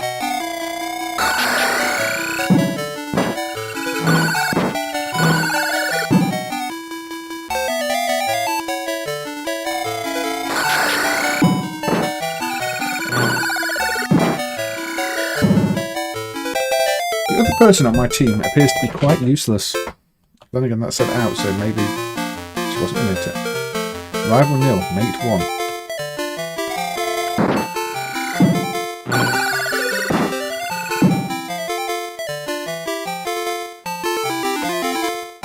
It does feel a bit odd having a tennis game where there's a CPU helper who doesn't seem very helpful.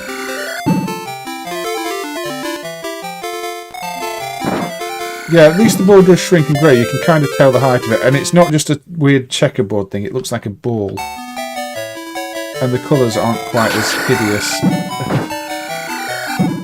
It's still really difficult to play, and you can change direction too. Look, you can actually face the other direction. One thing you can't do in the other game is turn around, which doesn't help. Still, you seem to move too slowly to get anything most of the time.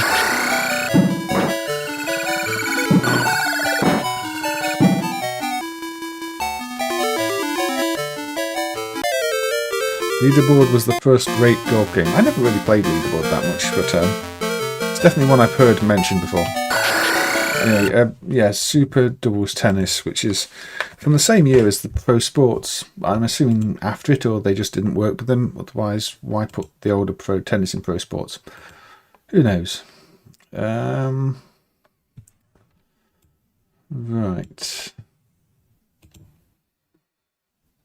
Let's... New multi-game 5, set 2, censored. What's in this then? This is a weird one because it's got a title of Multi 5, or if you change the dip switch, New Multi-Game 5. Exactly the same thing, but you can change the dip switch so it says new. This has in it Homeboy. New Turfmaster is still the best one. Yeah, I kind of agree. It's so.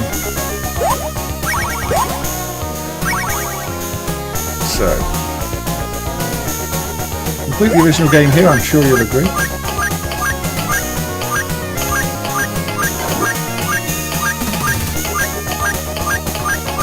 Totally not a rip-off of anything else.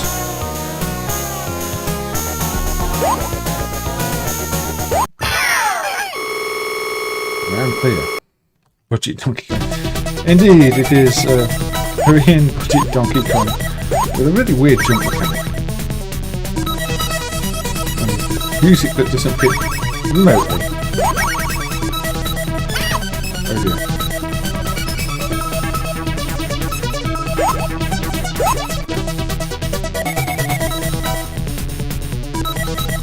It does feel like sort of an Amiga shareware Donkey Kong or something along those lines.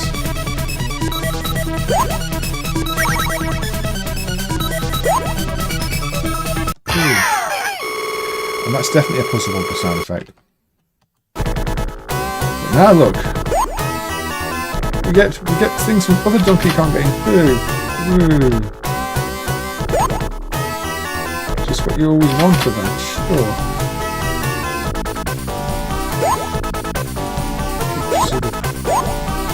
The proper technique and put them both at once. There we go.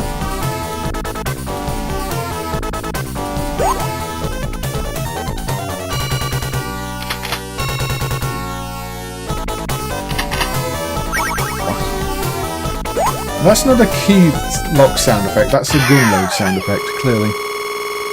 Yes, it's Korean, but there's a strong Euro vibe to it. You are correct.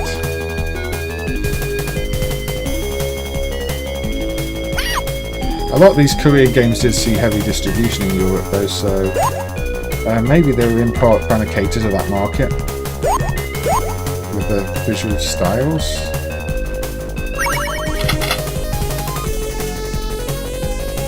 Yes, it's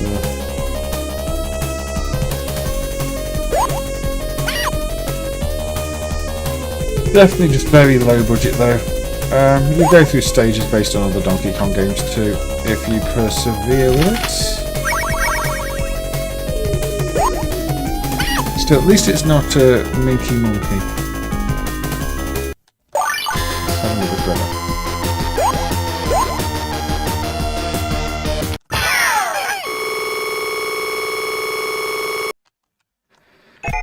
Now look. Back to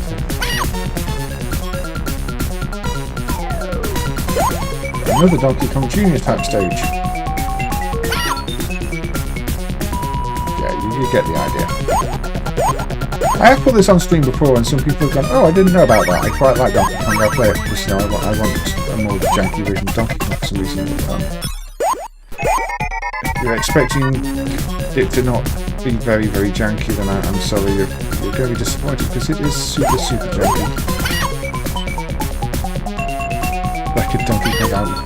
Indeed. Anyway, I think I'm probably done with the Donkey Kong game. I mean, it should be noted this is a multi-game, hence the name Multi-5. No, I didn't want to do that. So you also get Ball Gun.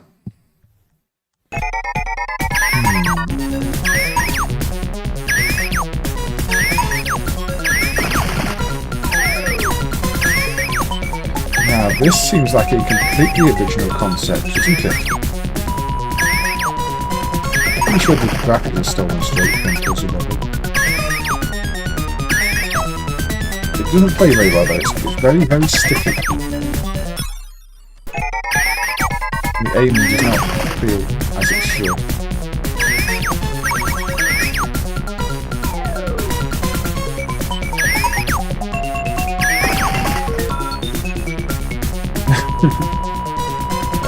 I mean,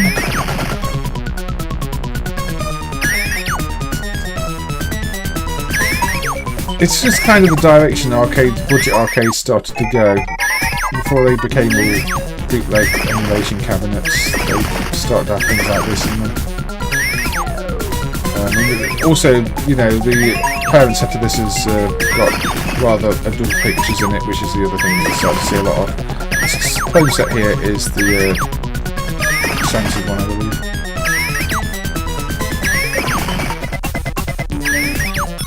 Let me see.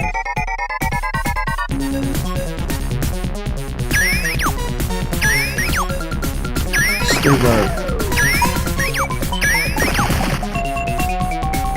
I mean, at least it gets the basic rules of piece spawning right and stuff like that, but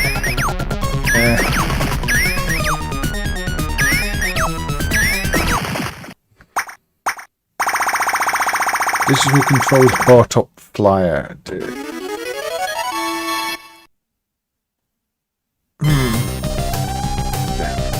There, yes, there's a link from Aussie Guy there in the chat if you want to see the digital controls bar top flyer.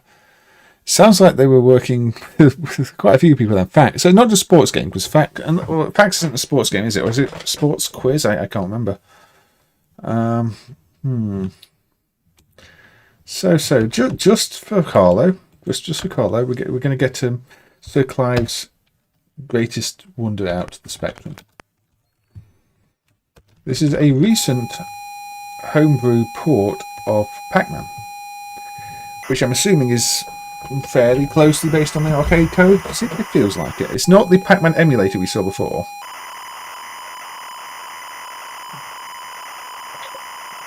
But a fresh port. Version 1.2. Unfortunately, that does mean that I missed it when version 1.0 and 1.1 came out.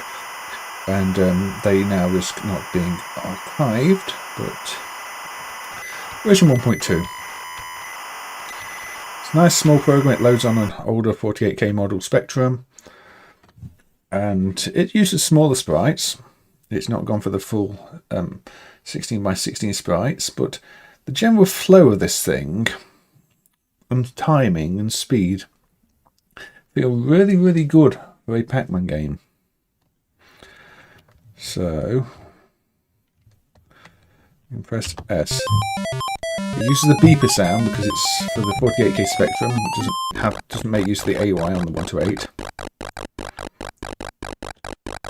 But you can see the sprite size might be reduced,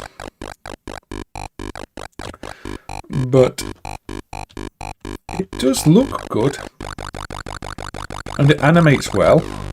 And so the general pace of it feels really, really close to what I expect for the arcade version.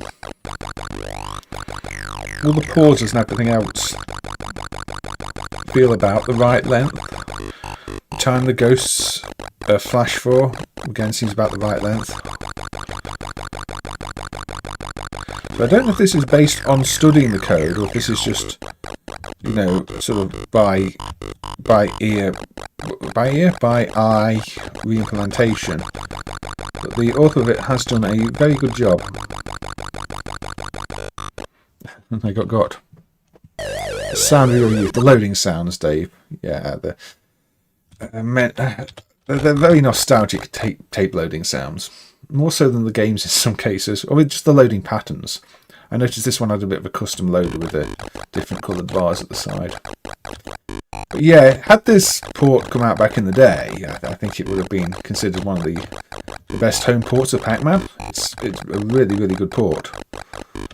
I mean, the emulation one, well, I say emulation, the one they call the Pac-Man emulator is a bit closer, but that is literally running a version of the original Pac-Man code, just with the graphics routines and everything else modified to work with the Spectrum video hardware, whereas this is more of a port, but a very good port.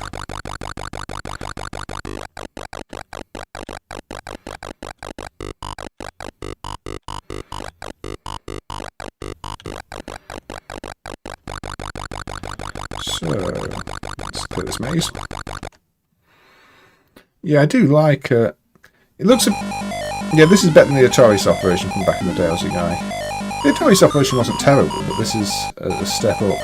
It'd be nice if they did an 128K version with the AY. The beeper does sound a little harsh here. You love the C64 for loading. Yeah, the C64 did like to show off and have actual loading music, didn't it, Carlo? Yes. Because you didn't really get the tape noises on the C64, so they could have loading music.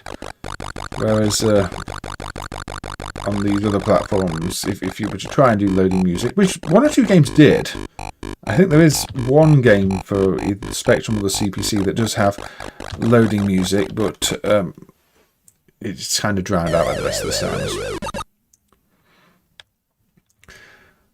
In terms of arcades, there's things like Coco Loco that went for sort of 8x8 tile Pac-Man look, but again, did not look as much like the original Pac-Man as this did. This feels, looks and plays a lot closer despite the smaller graphics. Kind of hoping they do Miss Pac-Man now. They've done this as well, because you know, Miss Pac-Man was a hack upon the original Pac-Man codebase in the first place. So if you just apply the same hacks to your Pac-Man port, you can end up with Miss Pac-Man.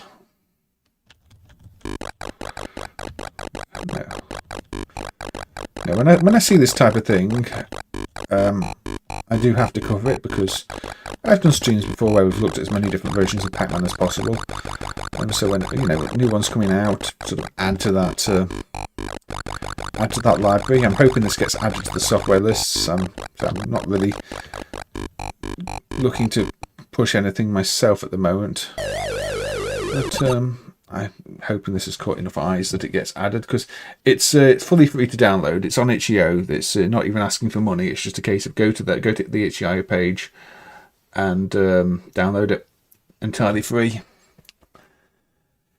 And it's a good port if you like Pac-Man and you like Spectrums. This one's worth checking out. If you have an original Spectrum and you want to play a good version of Pac-Man on, then yeah, this is probably the version of Pac-Man you want to have a look at. It is a very impressive port. Yes, yes, Dave. Yes, CC had mixed load and Invader load. So yeah, I don't know. I'm going to feature some of those on a stream one time. I don't know if it ever happened. There's another new Pac-Man conversion in development by Happy Coding. Interesting. I don't know how many versions of Pac-Man we need. 125 scratch, but this one's really good. The Pac-Man Emulator one was really good. In fact, I think the Pac-Man Emulator might be soft listed.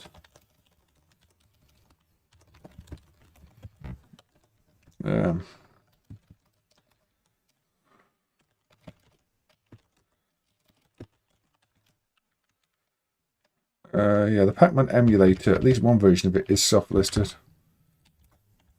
It might not be the latest version. Pac-Emu. This is the other thing that was released. This is the Pac-Man Emulator. This does require a newer system.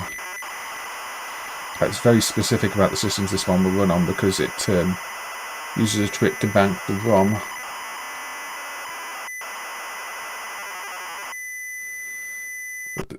Yeah, okay. In fact, I've got it on the wrong system. It requires a +2A or +3. There you go. +2A. So, the Amstrad version requires the Amstrad Spectrum, otherwise it will leave you an error message. The Amstrad Spectrum sounds such a weird thing to say, but yeah, the +2A was made by Amstrad. And it allows you to bank the main ROM in different ways that you couldn't do on the original. So, original models. So there you go. So yeah, this is the one that is running the Pac-Man code under the hood.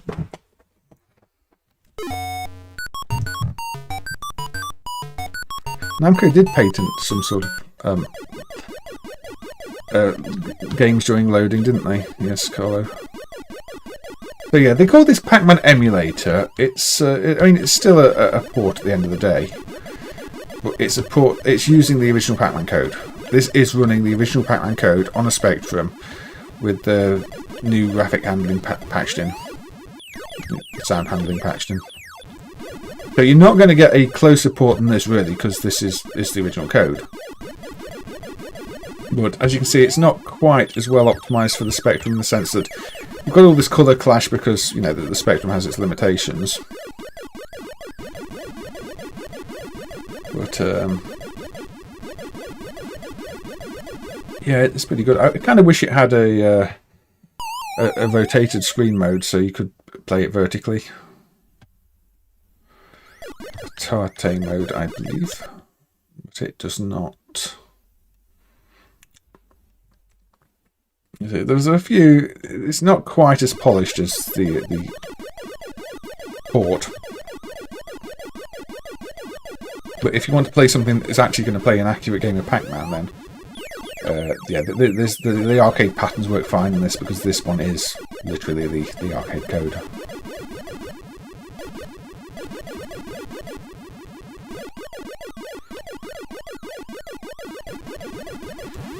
And we'll clear a few stages of it then, we will have a look at something else.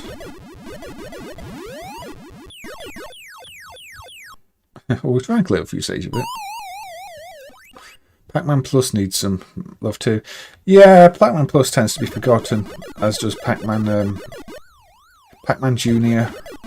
That's definitely the one that everybody forgets. Somebody actually needs to make a good version of Baby Pac-Man, the pinball thing, because Baby Pac-Man itself is terrible. Yeah, Zestful. This is the actual arcade code, so the timing is the same as the arcade in this version. This is more accurate than even those Jack-specific Sun Plus ports. I mean, it's got to run at 50 Hz, not 60, because you know the Spectrum is a PAL UK system, so a few changes have had to be made to there. I think it probably runs slightly slower, but other than that, yeah, this is the arcade version, just on the Spectrum. So yeah, now this was also ported to the CPC. I think they could do with doing a CPC Plus version, GX4000 version, because the GX4000 and CPC Plus have hardware sprites, which would let them do a few extra colours and make it run a bit faster, because the CPC version has a bit of slowdown because the CPC video memory, well, it's you have to write more to draw to the video memory on the CPC because it's a 2 or 4 bits per pixel mode rather than a 1 bit per pixel mode and attribute buffer. But yeah, some very good Spectrum versions, and I'll have to keep an eye out for that other one you said, 125 Scratch, because I wasn't aware of that at all. Right, okay.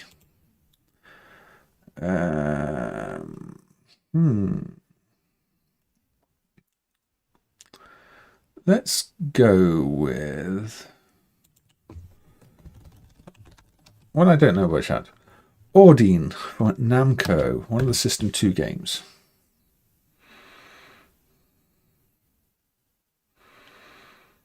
Oh, okay, yeah, that sounds promising then. 125 Scratch. I definitely have to keep my eyes out for this. So Ordyne is a very colourful shooter from Namco that I don't know a great deal about. So we'll see how it goes. Happy Cody's a signal working on Donkey Kong port. Nice. I mean, the CPC has a really good Donkey Kong port already, but I think the Spectrum does like one, so that'll be nice to see. Okay, don't go too close to the ship; it'll kill you.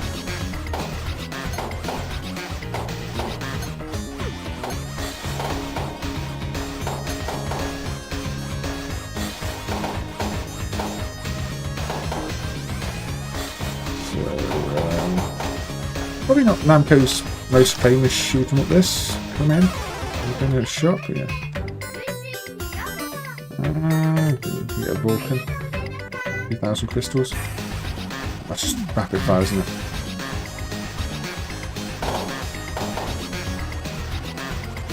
It's so much better than the PC Engine version. I've not played the PC Engine version, so barely played this version.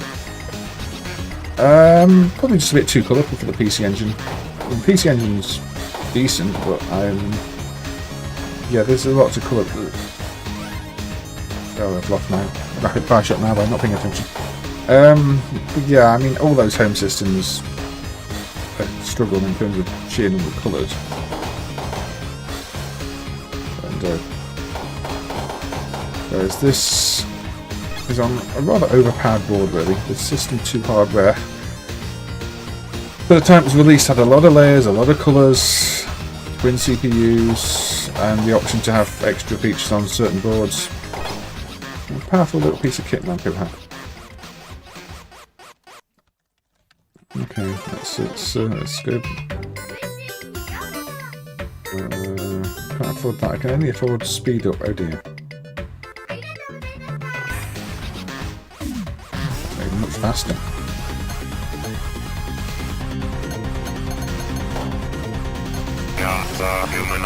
Hey, thanks, Neo Hio Radio Archives. Thank you for subscribing. Hope you're doing well.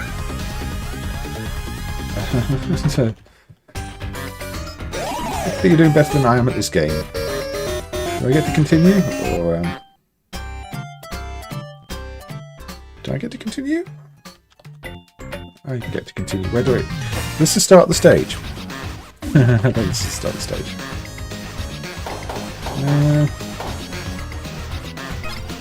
Yeah, those crystals are important to use in the shop, clearly. It's not quite the start of the stage then. I want shop. I want to know what that is. You only buy one. Oh, okay. Fiery. Fiery flaming. This'll do. And there we've got the rotation effects that Namco System 2 can do, because they just wanted to show it off there a little bit. I think the background, is the background rotating with the background as colour cycle effect? It's probably colour cycle, isn't it? Assuming my fire seems less impressive on the stage full of fire. But yeah, that's one problem with the when the Namco System 2 games got ported, they often lost a bunch of their effects. I mean, you look at something like Marble Land, which is not that impressive of a game, but the arcade version has rotation effects all over the place. They play the Mega Drive version, and they've stripped all the rotation effects away because the Mega Drive can't do rotation. Unfortunately, Metal Hawk's still got issues with the rotation layer and MAME wrapping on it. Again, look here, they're showing off the rotation layer. Just go, look, we can make things rotate. This reminds you of Nintendo wanting everything to show off Mode 7 on the SNES. Does this have a SNES port?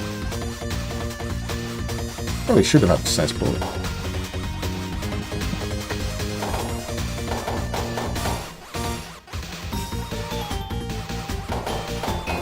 Look at the multiple layers. You've got the clouds, you've got the layer above that, you've got the foreground, the fiery rock, lava bit, you've got the sprites.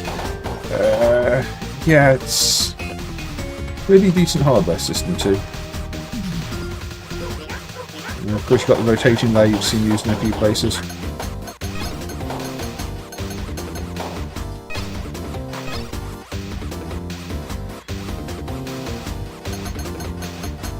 Another C64 homebrew Pac-Man on the okay. I might have to check that one out then, Aussie guy. I wasn't about that. So I don't really follow C64 that much. Let's go for a 3-way. I only buy one thing from the shop, which is a little weird. Then again, I can only. No, I could have afforded something else too. I could have afforded to speed up, surely. Oh. That's bad.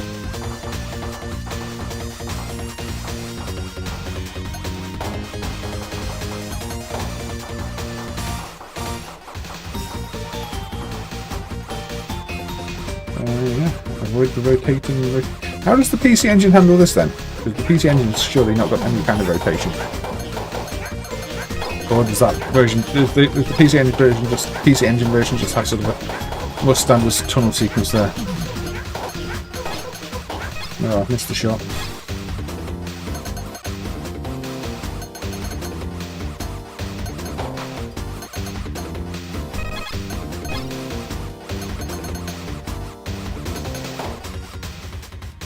Get another chance at a shot?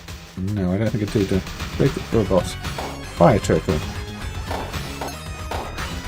Rotating fire. Of course it's a rotating fire. This is what I mean, they have to show off the rotation whenever they can. Or make entire games based around the rotation, like Assault and, let's say, Echo Hawk. Like, we can rotate. And to be fair, they can. I mean, the Neo Geo can't rotate. You know, CPS can't rotate. So why not show off, you know, your fancy rotation, which does make your games stand out.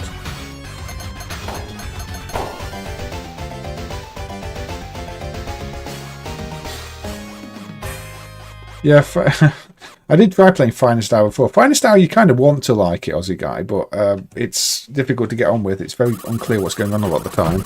I think Finest Hour would have worked better as a console game than an arcade game. And yeah, I mean, even Namco like their effects even on other platforms. If you look at the Namco Classics collections, the NV1 hardware ones, and the backgrounds of some of those, they're pretty crazy.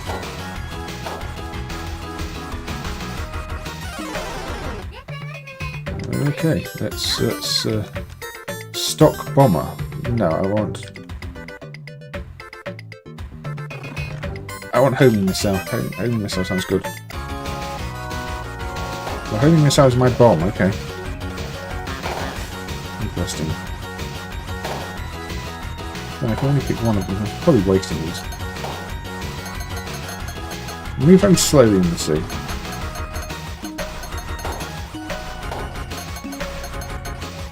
Now, I'm wondering if this is one of those Namco soundtracks that's going to get me content matched on YouTube, because they love to do that. That's one of the downsides. Oh look, more rotation effects, because they can.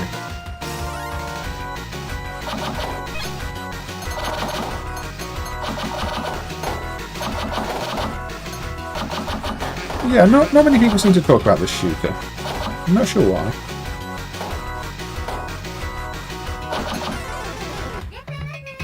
PC Engine's, yeah, I mean, I can you'd really have to massively downgrade this to PC Engine, so I'm not surprised. I mean, one of the big things about this hardware is it's got loads and loads of layers, and one of the noteworthy things about the PC Engine is it's only got a single background there, like the NES, hasn't it? It's kind of the opposite in terms of hardware capabilities. You've gone from a system, you know, trying to compete above its weight most of the time, and doing a really good job of it, but just, you know, having a single background and other limitations, where it's obvious it's an 8-bit system, trying to run a game that's really been designed with, I mean, better than Mega Drive hardware in mind. You know, you'd really need a Saturn to do justice to a port to this. Maybe better push a SNES, because the SNES has got the visual effects, but I think for it to work well, you need the Saturn level hardware, PlayStation Saturn. So trying to get this onto a PC Engine was definitely a challenge in the first place, I'd say. How about Ajax? It did. It's not a very good game. But yeah, everybody just remember the Ajax rotation sequence. But, this is 88. I don't know when the first System 2 game was. Good. Yes. Not a bad one. Not a bad one, that. What time on? 2 hours and 7 minutes. Okay. Let me have a look at my list.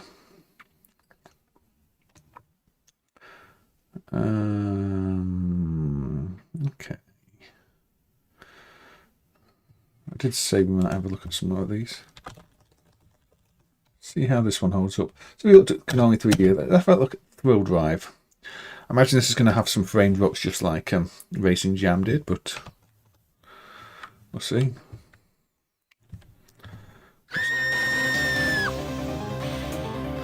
Yeah, Typhoon has the 3D section first. It's one of those where they decided to reorganise it for some reason.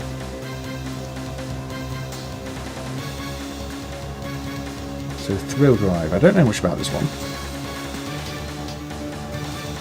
It's very dramatic. It's almost Crazy Taxi in the presentation, isn't it? Thrill Drive. Version 1.1.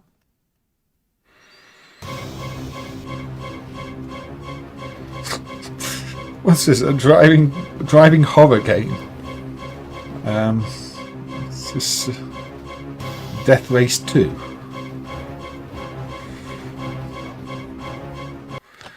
This is on NWKTR hardware, Nick Michaelak. So yeah, this has got 2 Shark DSPs.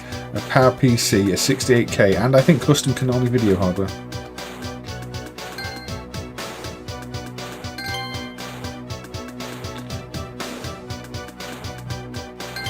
I'm not expecting this to run perfectly. They were the first System 2 games, were they, Carlo? Interesting.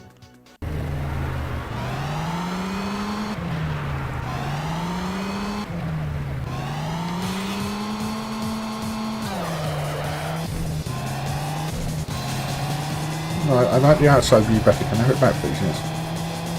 There you go. What are you doing?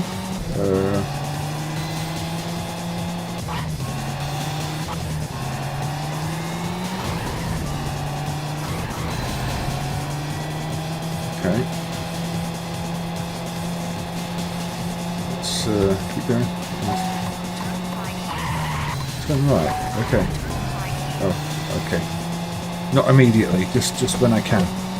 It doesn't look like the rear view mirror works. I've noticed that so far. But we did see that there were priority issues in the other Konami game on the hardware. It may be that that's meant to be blended or something like that to give it a tint, and the blending doesn't work. But I think that's the most likely explanation. I think there's probably meant to be some blending going on over the main screen there. Yeah, my steering's not really calibrated well enough for taking sharp turns, is it? Yeah, I mean, There is a bit of popping like that bridge there and the road there, but overall, the road distance isn't too bad on this one, is it?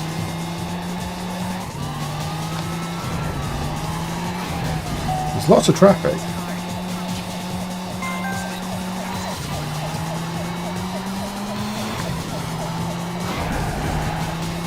So, knock you off your bike.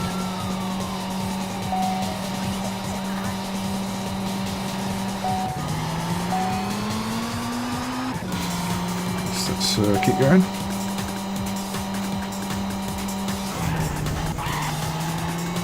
Now, I don't think the Viper games have inputs hooked up yet, and the Voodoo 3 emulation is a bit... Okay. Yeah, the crashes are quite dramatic, and also now I'm suddenly in last place after one crash.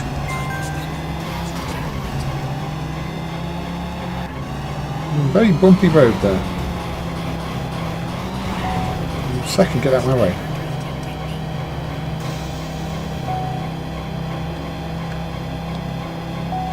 Still got this horror movie music as well. Am I like dead now or something? Theming in this game is interesting.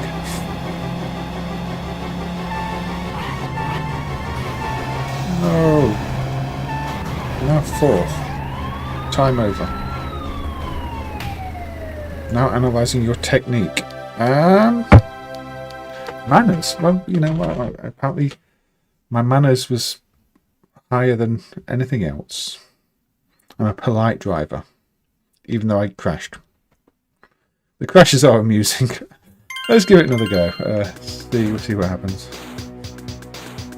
It's maintaining a better frame rate than the other game too, surprisingly. Yes. That said pro though, so maybe that was a bad idea. I couldn't seem to change course. Maybe the steering wheel is not sensitive enough to do it. Definitely some screen desync, unless that's intentional. The writing on the bus is backwards, but again, probably just how it is. I'm not doing cab view.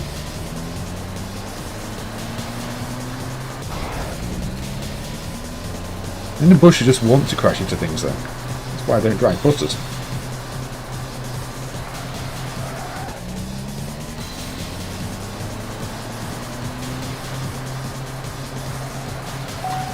I mean, in the Hyper Neo Geo racing games, I think you can race as sushi, can't you?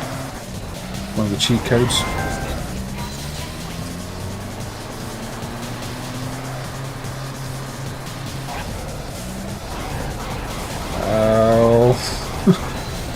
Yeah, I should probably adjust the analog speeds on the. Or maybe slow down before corners, and that's also, I suppose, an option.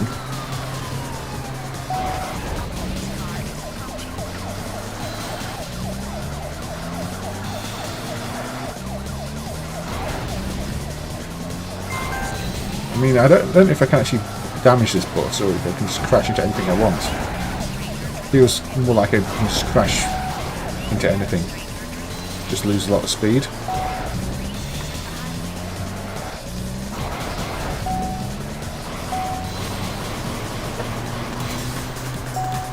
Let's see.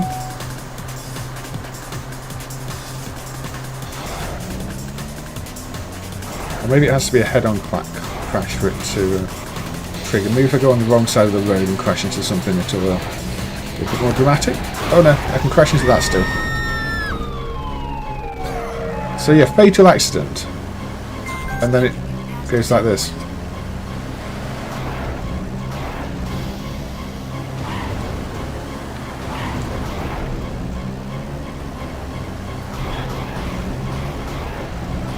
Yeah, I'm surprised this is maintaining 100% actually. Because Racing Jam didn't quite maintain 100%. And it's the same hardware, I think.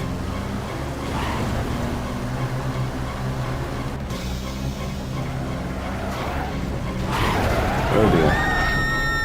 Collision with the Thunder Express line. I'm going to finish. No.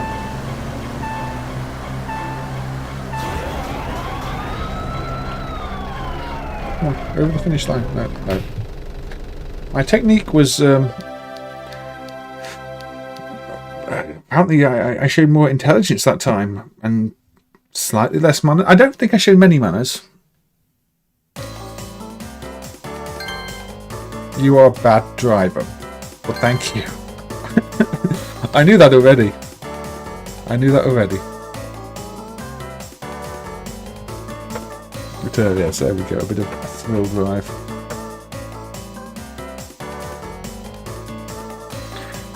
Only one fatal one, but there was another collision. I mean, it wasn't all plain sailing with that. Anyway,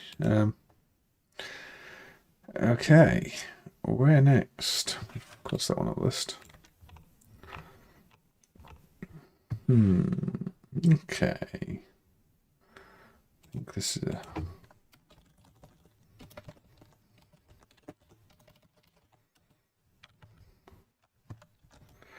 I believe there were some bug fixes to the emulation of this one recently, to do with some kind of invulnerability display. This is Mighty Guy from Nichibutsu.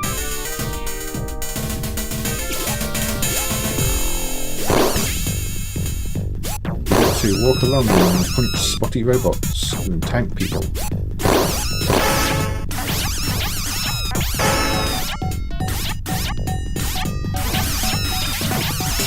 And get shot. Kind of looks like, yeah, it's very similar visually to Amazon, isn't it? I think it's the orange that, as much as anything. So they're both very orange games, at least in their early levels. This is the manly version of Mighty Guy.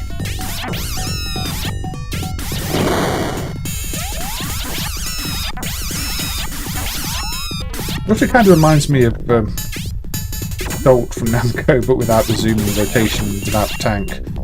But it's still got lots of tank-like enemies. I don't even know why, because that's a more free roaming game. But I don't know, something about it.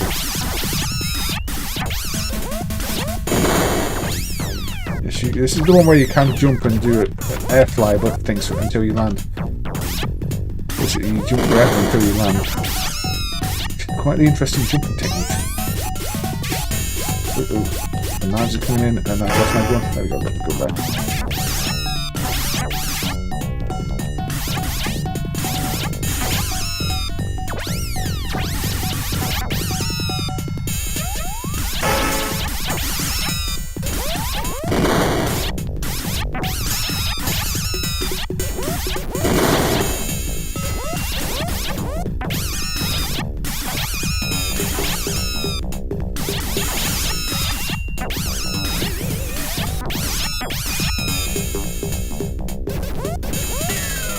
Got in the back. Is the audio emulation in progress? I think this is how it's meant to sound. And there's some of these Namco games where people said there were some drums missing, but otherwise Namco and Nichibutsu games where some people said that some drums are missing, but I think the audio emulation here is pretty much spot on. I could be wrong, of course. Give that another credit. Anything is better than Final Lap. Power's not even been here for a while. We're still insulting Final Lap. I mean, poor Karamage had been hit by a car while going to real life Final Lap circuits. I mean, we don't know. We should not talk about the Final Lap, even if it's kind of terrible.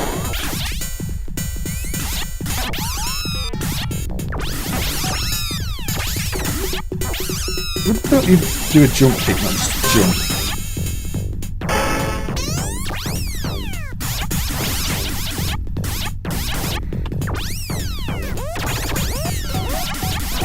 I guess it does feel kind of free roaming because you can move left and right, but I'm assuming it wraps. You do that.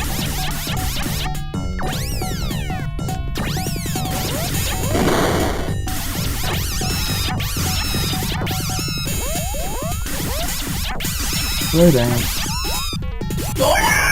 Yeah, you can do a long kick.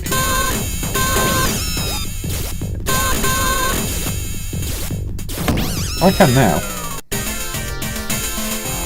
And also, when I press both buttons, it does that. I don't even know what that is. I think it drains my energy to do it, though. It's quite weird to see. Yeah, Metal Soldier Isaac 2 is similar too. It'd be nice to get the original Metal Soldier Isaac at some point. I know some people have the PCBs for it, but he's not sharing.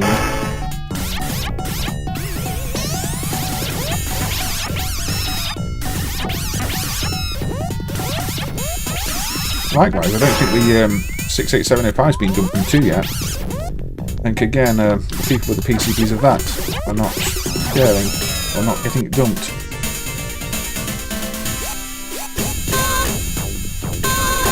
Yeah, it drains my energy. You can control the thing that comes out your fist, but it just seems to drain your energy whenever it hits anything, so it's not the ideal weapon. But yes. Mighty Guy. Yeah, he is a mighty guy. He is a mighty guy, Atom. Yeah, Nitsubutsu have a certain graphical style and a certain audio style too. I mean, as awful as Soul Cresta was, at least on the Switch, in terms of, you know, technical issues, because it stutters all the time at random and kills you because you know you lose frames for no reason. The sound team managed to make it sound perfectly like a Nitsubutsu arcade game. They've got a very distinctive sound to them. Apparently Ninja Imaki is still missing some sort of drums though. I don't know. To me it sounds complete, but Ninja Imaki, according to some people, is still missing some drums. So not sure about the sound on that one. You love some Metal Soldier Isaac. I think Metal Soldier Isaac's kind of difficult to play though, isn't it? It's I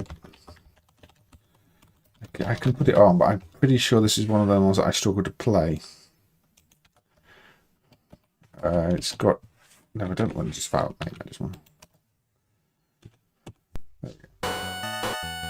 Because this is... No, I thought this was dial. This is not dial. It's... I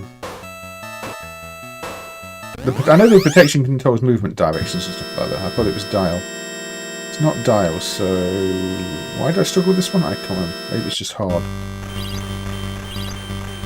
Nice animation though.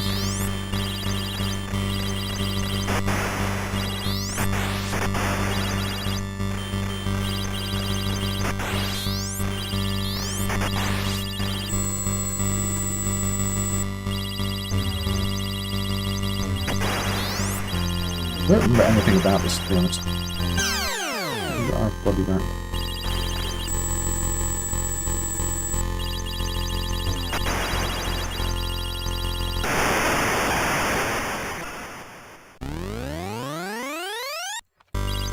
Level 1 Darius theme before it was used in Darius.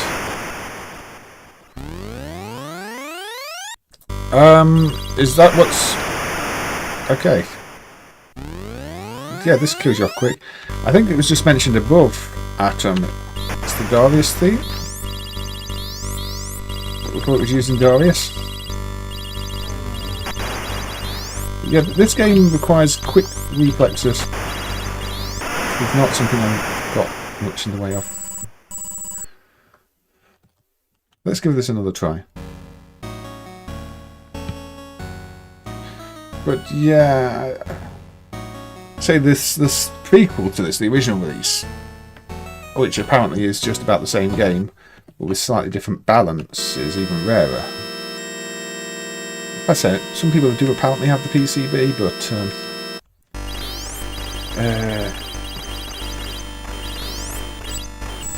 whenever I go into that, I get transferred into this thing. I can bomb all these bases, but these things, they yeah, I remember why I don't play this game much. It just wipes me out almost instantly.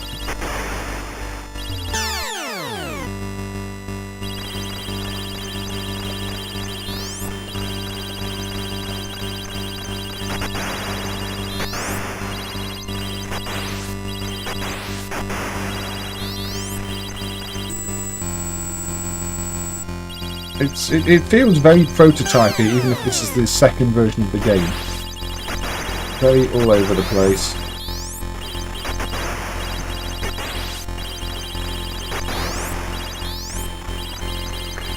I think one of the things is I kind of wanted to see if wait until the MCU had been dumped to see if my issues with the gameplay were actually down to it being too difficult due to the simulation. Because sometimes with Taito games they do tie difficulty balance to the protection, and it is only a protection simulation with this one, so there could have been things that I missed.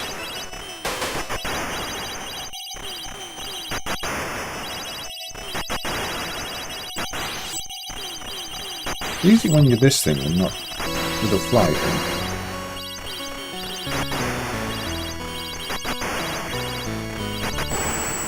Now I'm the flying thing and they're going to come and charge me down really quickly then. Yeah.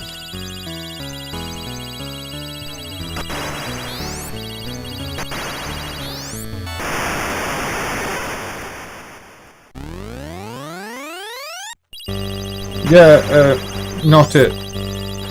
As we mentioned, it seems to be the Darius music, so I will put down the Darius in a second.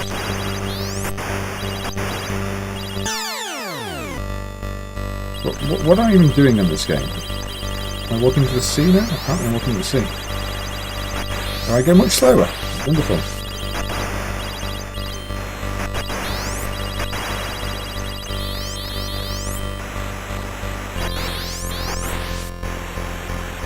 Seems to be some graphical corruption there. Yeah, they seem to corrupt when they turn around. See, that could be a protection issue. You see those sprites that broke then when they looked like they meant to flip, but they somehow broke. I'm saying I would not entirely trust the emulation on this one at this stage. Still no idea what I'm really doing. What the stage structure is. Walk around, bomb things, turn back into the robot as quickly as possible, otherwise those little things get me. Nope. So, keep going. And we'll get shot by some other thing. The level counter seems corrupted. Yeah, if the level counter's corrupted too, I mean, level 24 might just mean how far along I am, but Taito do sometimes tie those things to the protection. I don't know, but say this is still using a simulation rather than the dumped MCU.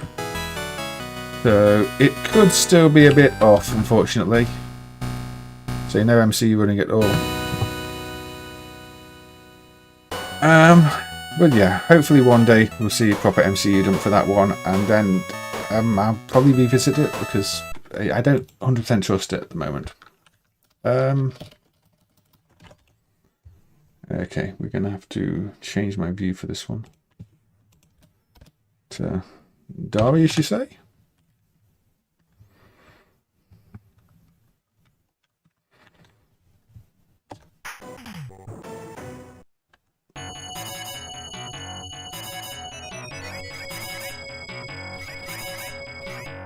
Big triple swing game. I'm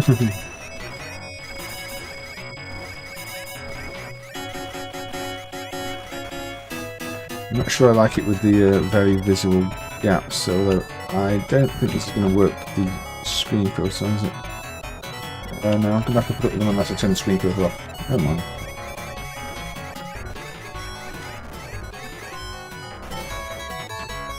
Okay, let's reset and try this again. Yeah, this is the stage 1 theme for Darius, which is what you were hearing in Metal Soldier Isaac before. I guess Taito knew that Metal Soldier Isaac was not the most popular game and felt the music was worth using somewhere that mattered, somewhere that people were going to hear it. I mean, that's one thing with Taito, they've got a lot of good tunes. We can play with so many Taito games that are really not the best games, but they've got such good tunes. We were looking at Fighter's Impact the other day, and that, for a very basic Virtua Fighter style game, has got such a good soundtrack. Completely wasted on it. Mega Blast is the same. It's a pretty ordinary shooter, but with a really good soundtrack. At least I think it's an ordinary shooter. Maybe some people like it. I think Mega Blast is a bit of a mess, personally. Although it does have Bubble Bob characters as bosses. In fact, it's got cameos from Kaito's characters at the end. Again, that might be just why I think it's such a mess. That was some quite dodgy. It feels like it doesn't have much design of its own. That's Mega Blast, not this. Darius, this is a classic.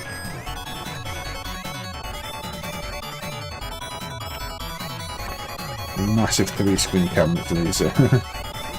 I'm glad to see they kept sort of the legacy of the 3-screen cabinet going with Darius Burst, which is also a massive widescreen thing. If you've ever played it.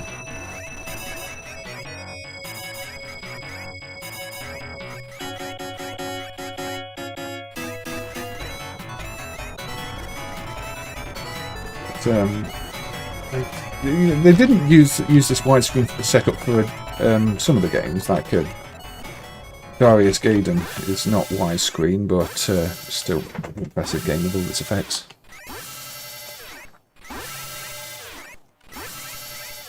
ZTT is amazing, indeed, Atom. Mr. Hey Wolf Ass, I don't think I've said hello to you yet today, but welcome, good to see you again.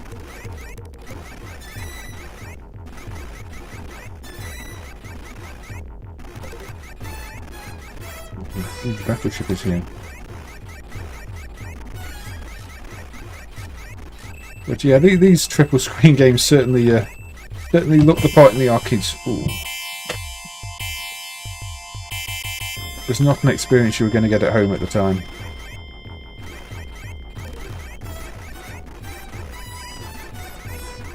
Especially when you've got the rumble in the seat as well. It's one of those feel the game moments.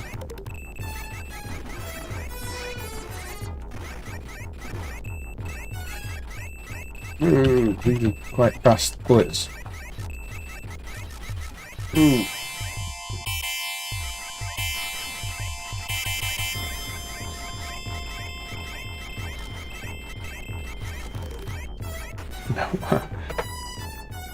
Oh dear me.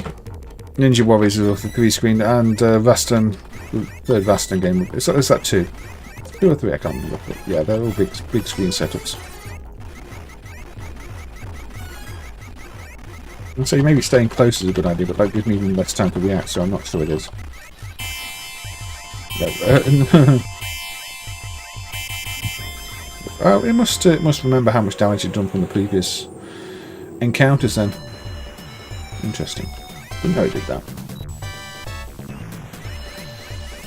I don't mind the third Rastan game. I mean, it's better than the second Rastan game, but yeah, it's one of those series that sort of went downhill.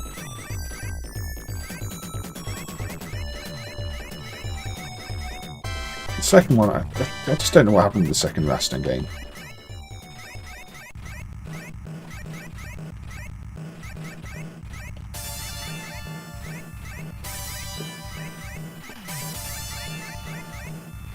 Ninja Warriors, the recent reboot Ninja Warriors game is pretty good. I mean, I think it's based on the SNES version, not the arcade so much, but it's decent.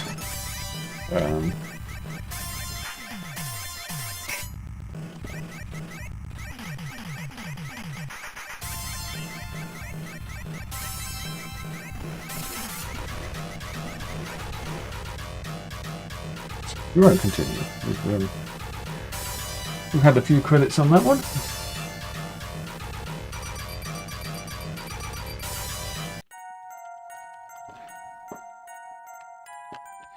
Let's look at one of the other games that I streamed the other day and decided to cut out of the replay because I'd used the wrong screen mode. A game that... now the parent set of this, Battlecry, shows a 1991 copyright, which looks really badly hacked in. So I'm thinking this parent set might be a year hack, because all the other clones use the correct year, which is 1989. And I have my doubts this game is still being supported 2 years after release.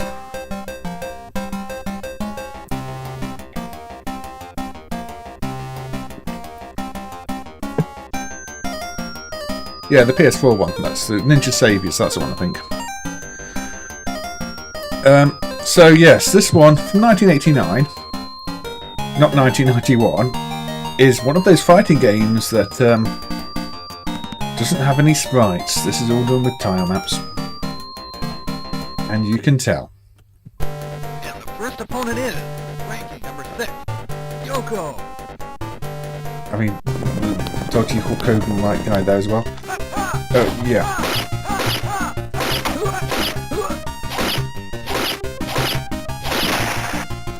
Everything is very slow and very laggy and moves really badly. And you know, this is yeah, it is pre-Street Fighter 2.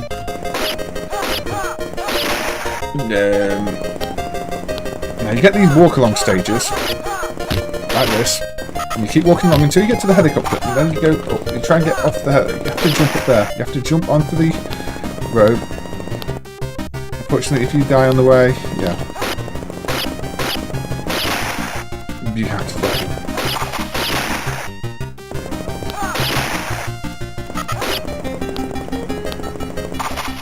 Let me up, let me up, let me up, let me out of here, let me out of here. Just put that rope down. There we go, out of there. Is it Ric Flair? I don't know. And then we get to this stage where I can't tell what they're trying to do with the crowd. You know, I was trying to work this out when I last streamed it. Are these crowd meant to be like full of weird animals and babies, or are these just really offensive depictions of people? I'm not entirely sure. I mean, it looks like we've sort of got some Donkey Kong character at the front, but it could just be a really offensive attempt to draw somebody. I really don't know. I don't. Yeah, the crowd here just seems very inappropriate in certain ways, and the game is terrible.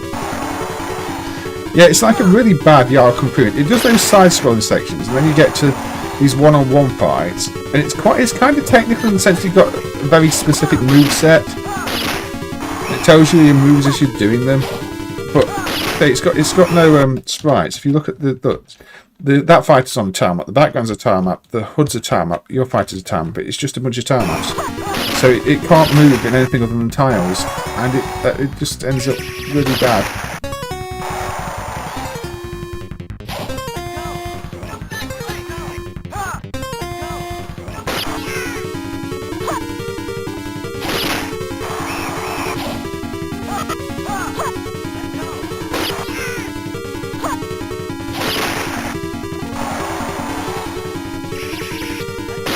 I don't even know how to deal with like those throwing stars. Why music in 8-bit? Because this is terrible hardware.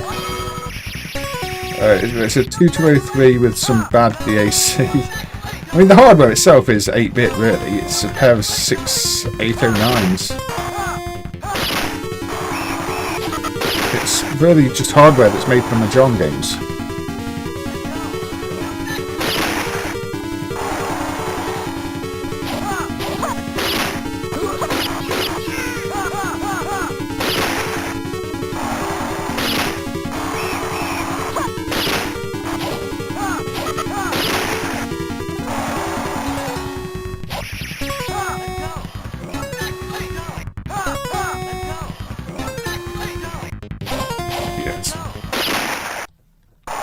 Now, I know I can get past this stage.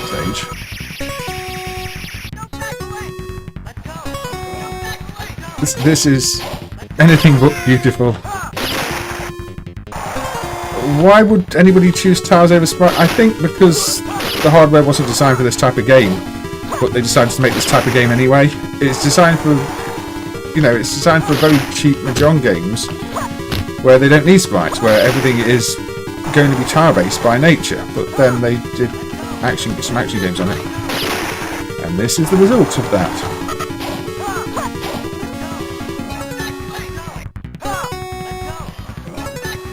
I mean, if you look at the other games on similar hardware, it fares a bit better. You've got the Last Apostle Puppet Show, which is the one with the creepy digitised graphics and puppets, and that's actually got a bit to it, because it's trying to be something different. Whereas this, well, yes, it's very jerky. Oh, come on. And the enemy attacks do so much damage.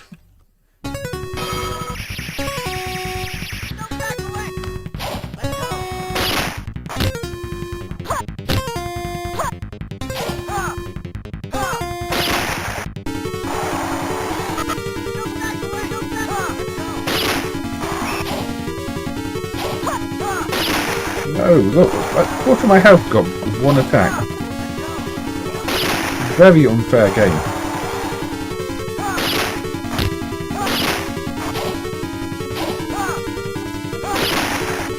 Let's try again, right? I know I can beat this stage because I've beaten the stage before.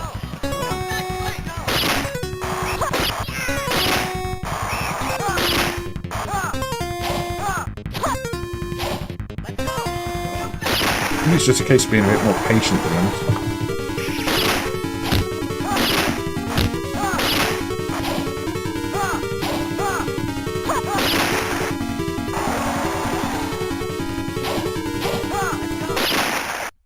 No. Dear me. Yeah, this isn't using stolen graphics either. Somebody's drawn all these, animated all these. They're not digitised. They're...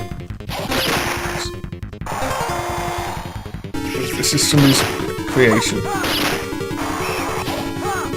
How did I manage to complete this level before, like without struggling too much?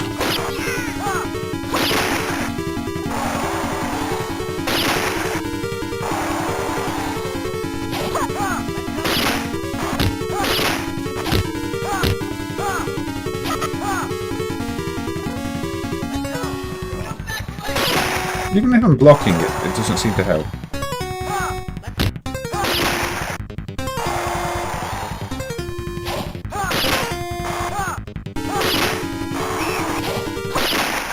She does that slide kick, and yeah, I mean, they're half the time they're difficult because they're so unresponsive, and I think they want you to try and play slowly and tactically. I mean, they are pre-Street Fighter. They didn't quite play in the same way. The damage balance seems way off.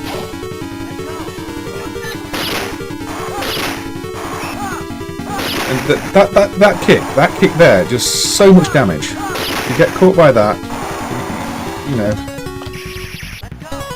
you're pretty much lost.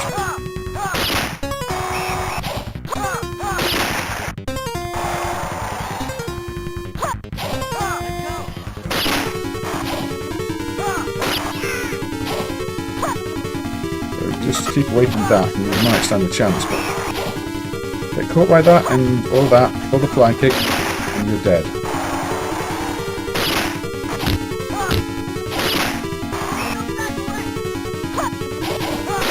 Well, there we go. I've actually managed to beat her. And then what happens? My ranking is 6. I mean, it's still reading the inputs every frame, but it's not responding that quickly. Morning Lo-Fi Kills. This looks like a track and field game. It does kind of, doesn't it? Now we've gone to the underground, the subway though. For some reason, to get back to the arena, we have to fight through a load of people in a subway with super unresponsive controls again. Woo! You don't get your energy back after these rounds.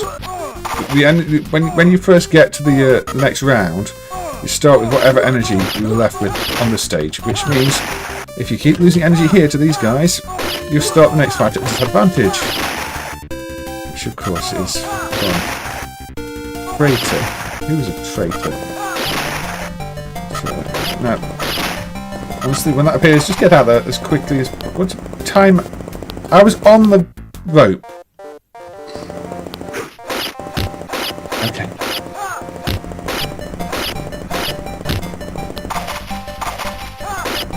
vote back.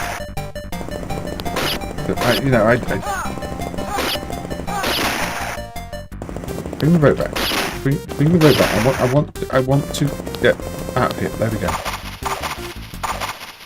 Lost my choice. And then it's just back to the same arena. The same offensive-looking crowd. Just a different fighter.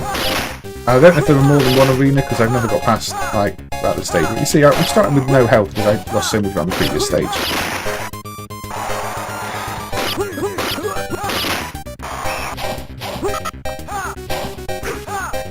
Also, I'm facing the wrong way. Face the right way.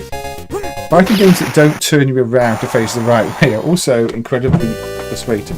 And yeah, one of the audience does look like the honey pup, sugar pup monster.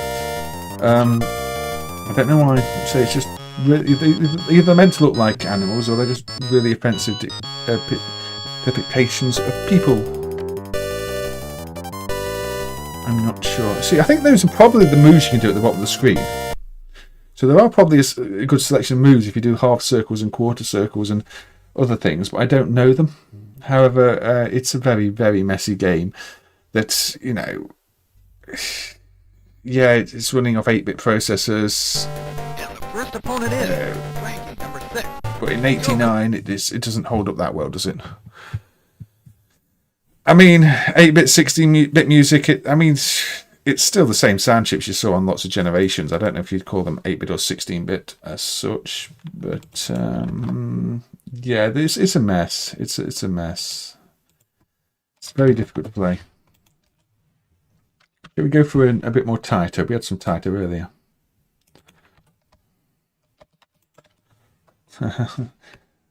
Daikaiju no Gyakushu. Daikaiju no Gyakushu. Could it be emulated incorrectly? No, it's just very limited hardware SB. It's like Metal Soldier Isaac with a dinosaur.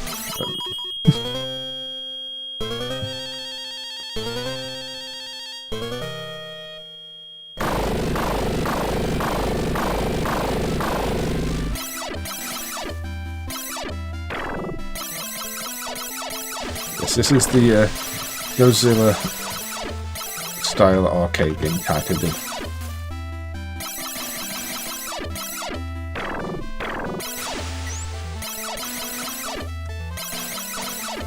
Where you are big and slow, and as a result, can't avoid a damn thing. Like most games with giant kaiju in them. Developed by Technos Japan for Taito. Technos, eh? That surprises me. Then again, maybe it doesn't. The frame rate is very Technos. It's one of those that is definitely not running at 60 frames a second. Technos are kind of known for games that don't run at 60 frames a second. I don't think they consider 60 frames a second important.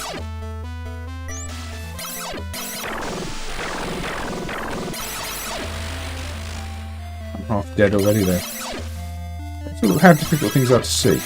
We've got the palette on the planes is almost the same as the background here. It's like they're stealth planes.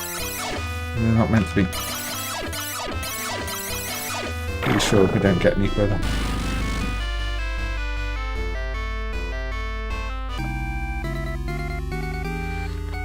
He shoots the beams out his eyes. But look at this. You can't avoid anything. It's...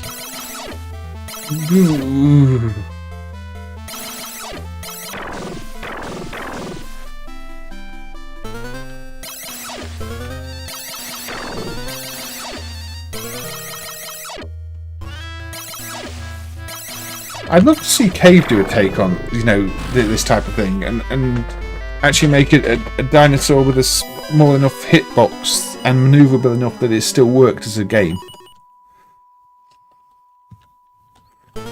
We go back to the start. We don't start at the boss, we go back to the start.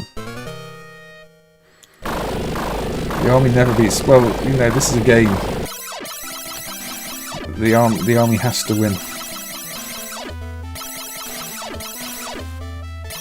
And your hitbox probably is quite small, but it takes that there is a really big delay in you changing direction. You've got this you animate. It's like playing an old Spectrum game. A lot of old Spectrum games did this. If you change the character from one direction to the other, there was an entire animation process where you turned around, which meant you couldn't easily just swap between attacking things on the left and right. And that is exactly what's going on here.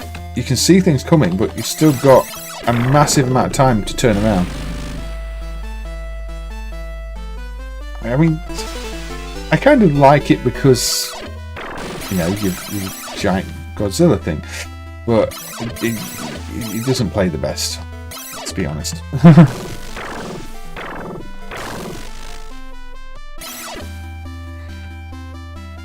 Just keep going, run, run, run. Crush things, yes, that's what you're good at. Oh.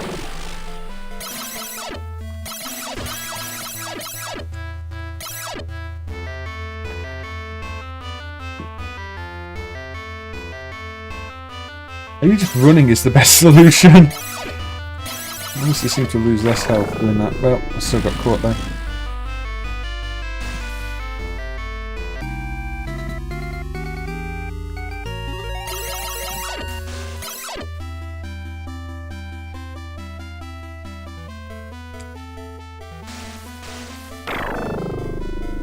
That took away far more energy than I was expecting. I didn't even get to the boss this time.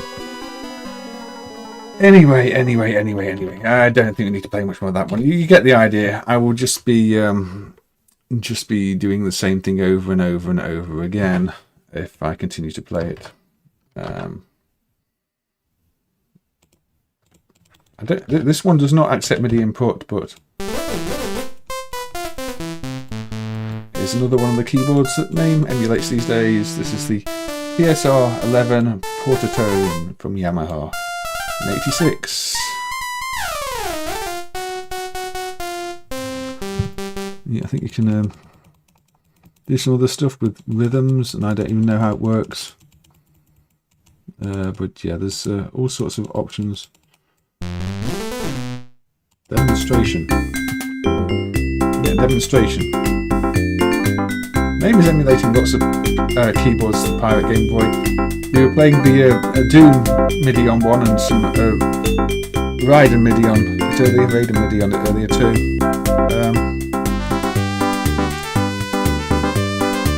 Yes, this is just the built-in demo song on this one. Up the tempo. As we can.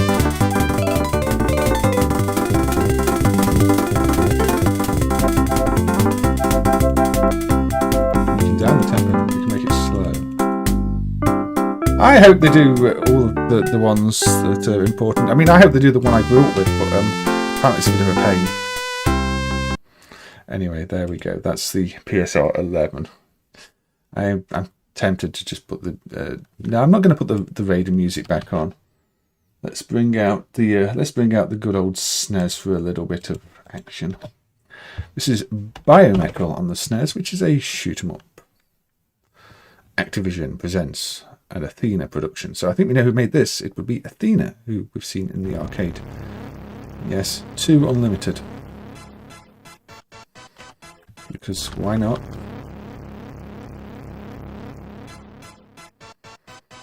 I saw Blogo's Power playing this, who mentioned that this version had more music from 2 Unlimited. So, yeah, I'm not sure why, but apparently that's what they went for.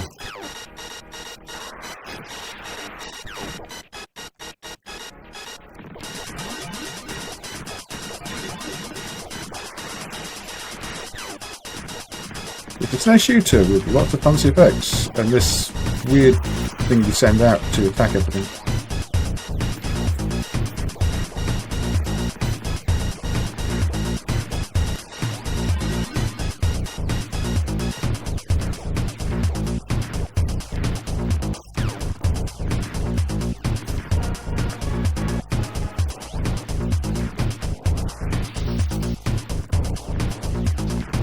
I'm doing terrible at it because I've lost my rhythm and everything else. There's a lot going on. I mean, this is the first stage and suddenly it's doing all this.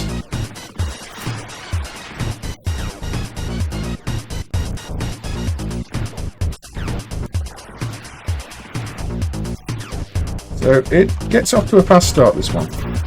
But kind of wants you dead early on.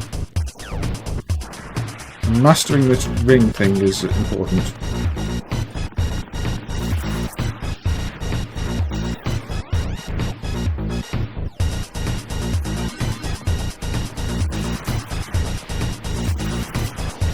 Not dying as much time is important too.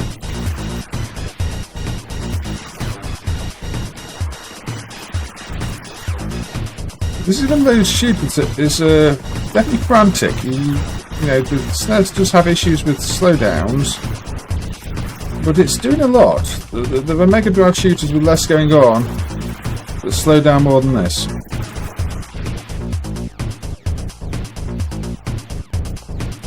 This is so dumb / amazing. I mean, it's a shoot 'em up. This actually made its mark, yes. This is a real game. I think the status bar is broken. That might be a main thing, or it might be a game thing. Oh dear, I got lasered. Well, that went well. I got to the boss and then died. And you know what that means? It means I'm no longer at the boss. I'm at the start of the level again. So you get to see that all over again.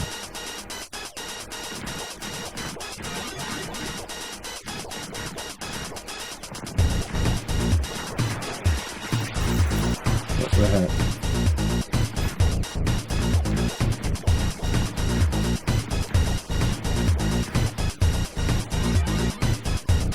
It's like R-Type. Yeah, it does look quite a lot like St. Dragon, I would agree. R-Type maybe not so much.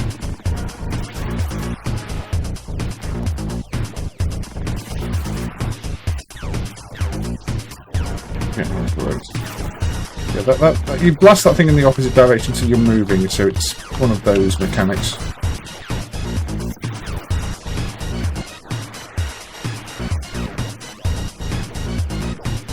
You have to let it charge back up, otherwise, you know.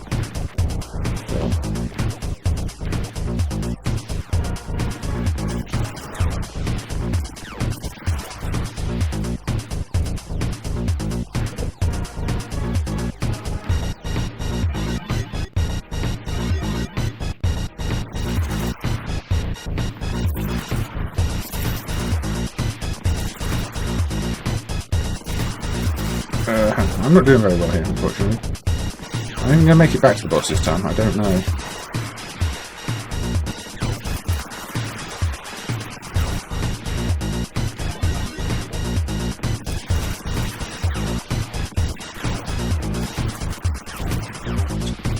This thing does act as a shield too, although I am now on my last life. So I think the same's going to happen again, isn't it? I'm probably just at the boss with no lives left. Ready to die, yeah.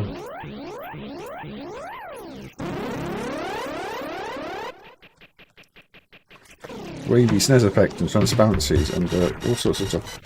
Yeah, stay out the weather beam.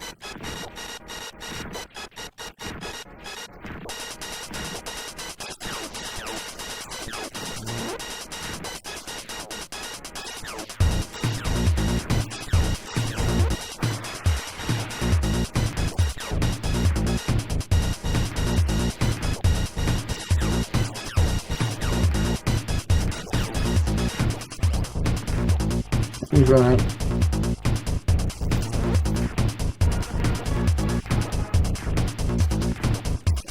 Back again.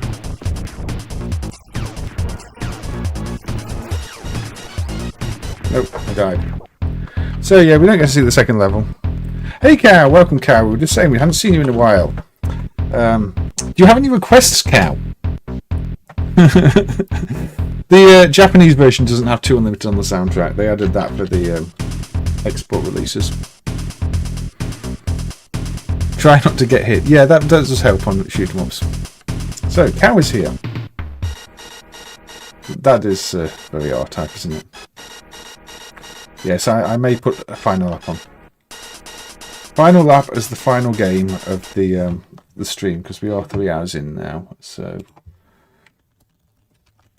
You're still not ready for that? No. So, is everybody ready for this, though? Cow has joined us. There will be, of course, In the final lap. Aussie guy with some facts about... Aussie guy with some facts about Athena there.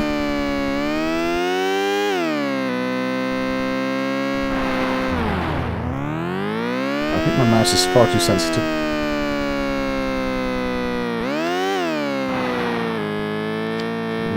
We're doing some final lap for Cow here, because, you know, we do have to do final lap when Cow arrives. We can pretend I can actually drive. I can't drive. We already know that. I'm too polite when driving. We saw that when I was playing Road Drive. Specifically told me polite maximum, despite crashing buses.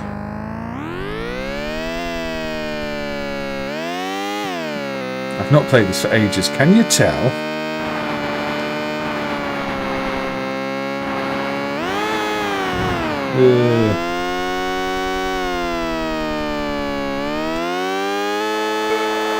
I made it round the track. It's just the high gear that's a problem. But out my way, out my way, out my way, out my way. Yeah, that's better. That worked. I'm sure that's perfectly legitimate driving technique.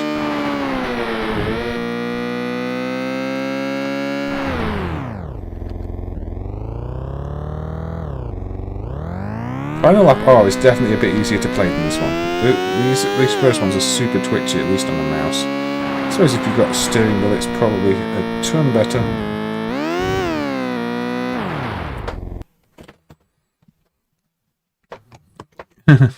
Just like driving a real F1 car, isn't it, Cow? Let's try again. So, oh yeah, and it automatically turns to your. That's weird, because if your steering wheel is not centered, you will spin on start like that. I swear you get a speed boost from going into low gear as well. Because I'm in a high gear too early. Hey, you're not meant to make me spin. I can do that of my own accord. Thank you. But yeah, this will, I believe, be the last game of the night. I'm sure there's things I wanted to cover that I've not covered, but we have hit the 3-hour mark, and it means I want to switch over to watching Zypho and the Am stream, which probably started about an hour ago. But I think he starts at 9, doesn't he?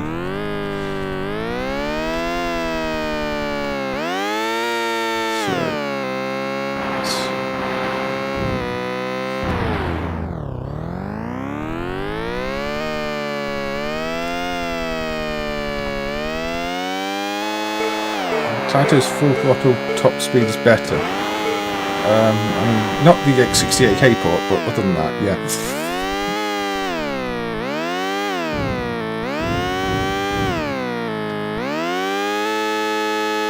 Knock, knock, knock. I'm knocking on your car.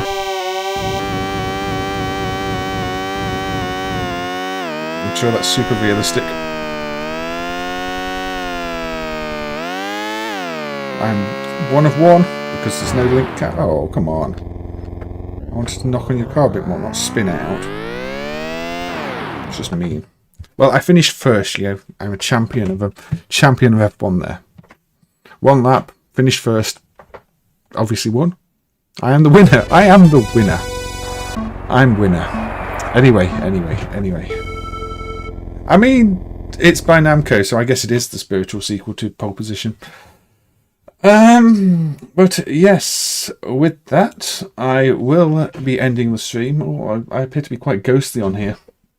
I must have set the opacity when I was messing around with things. Interesting. Anyway, thank you everybody. It's been a lovely stream, and I appreciate you all being here and having a chat about things and all that lot, because that's the nice thing about doing these streams. It's sort of being able to talk to everybody, talk to the community, have Aussie Guy drop in random facts, have people who haven't said anything before say something and just introduce themselves, and you know, all that type of thing, all the fun things. So thank you to everybody for being here, and the regulars, the newcomers, and I hope you've seen a few things you may not have seen before. So we've been all over the place tonight. We've had MZ-700 Space Harrier, we've had MIDI keyboards. We've had Konami 3D games. We had a Spectrum Pac-Man port. It's been a good mix, I feel. So thank you to everybody. And so I'm going to try and keep up doing some more streams. I don't know when the next one will be, but you know, it will be announced. Well, hopefully you'll get notifications from YouTube when it is. So, or Twitch, because sometimes on Twitch. But anyway.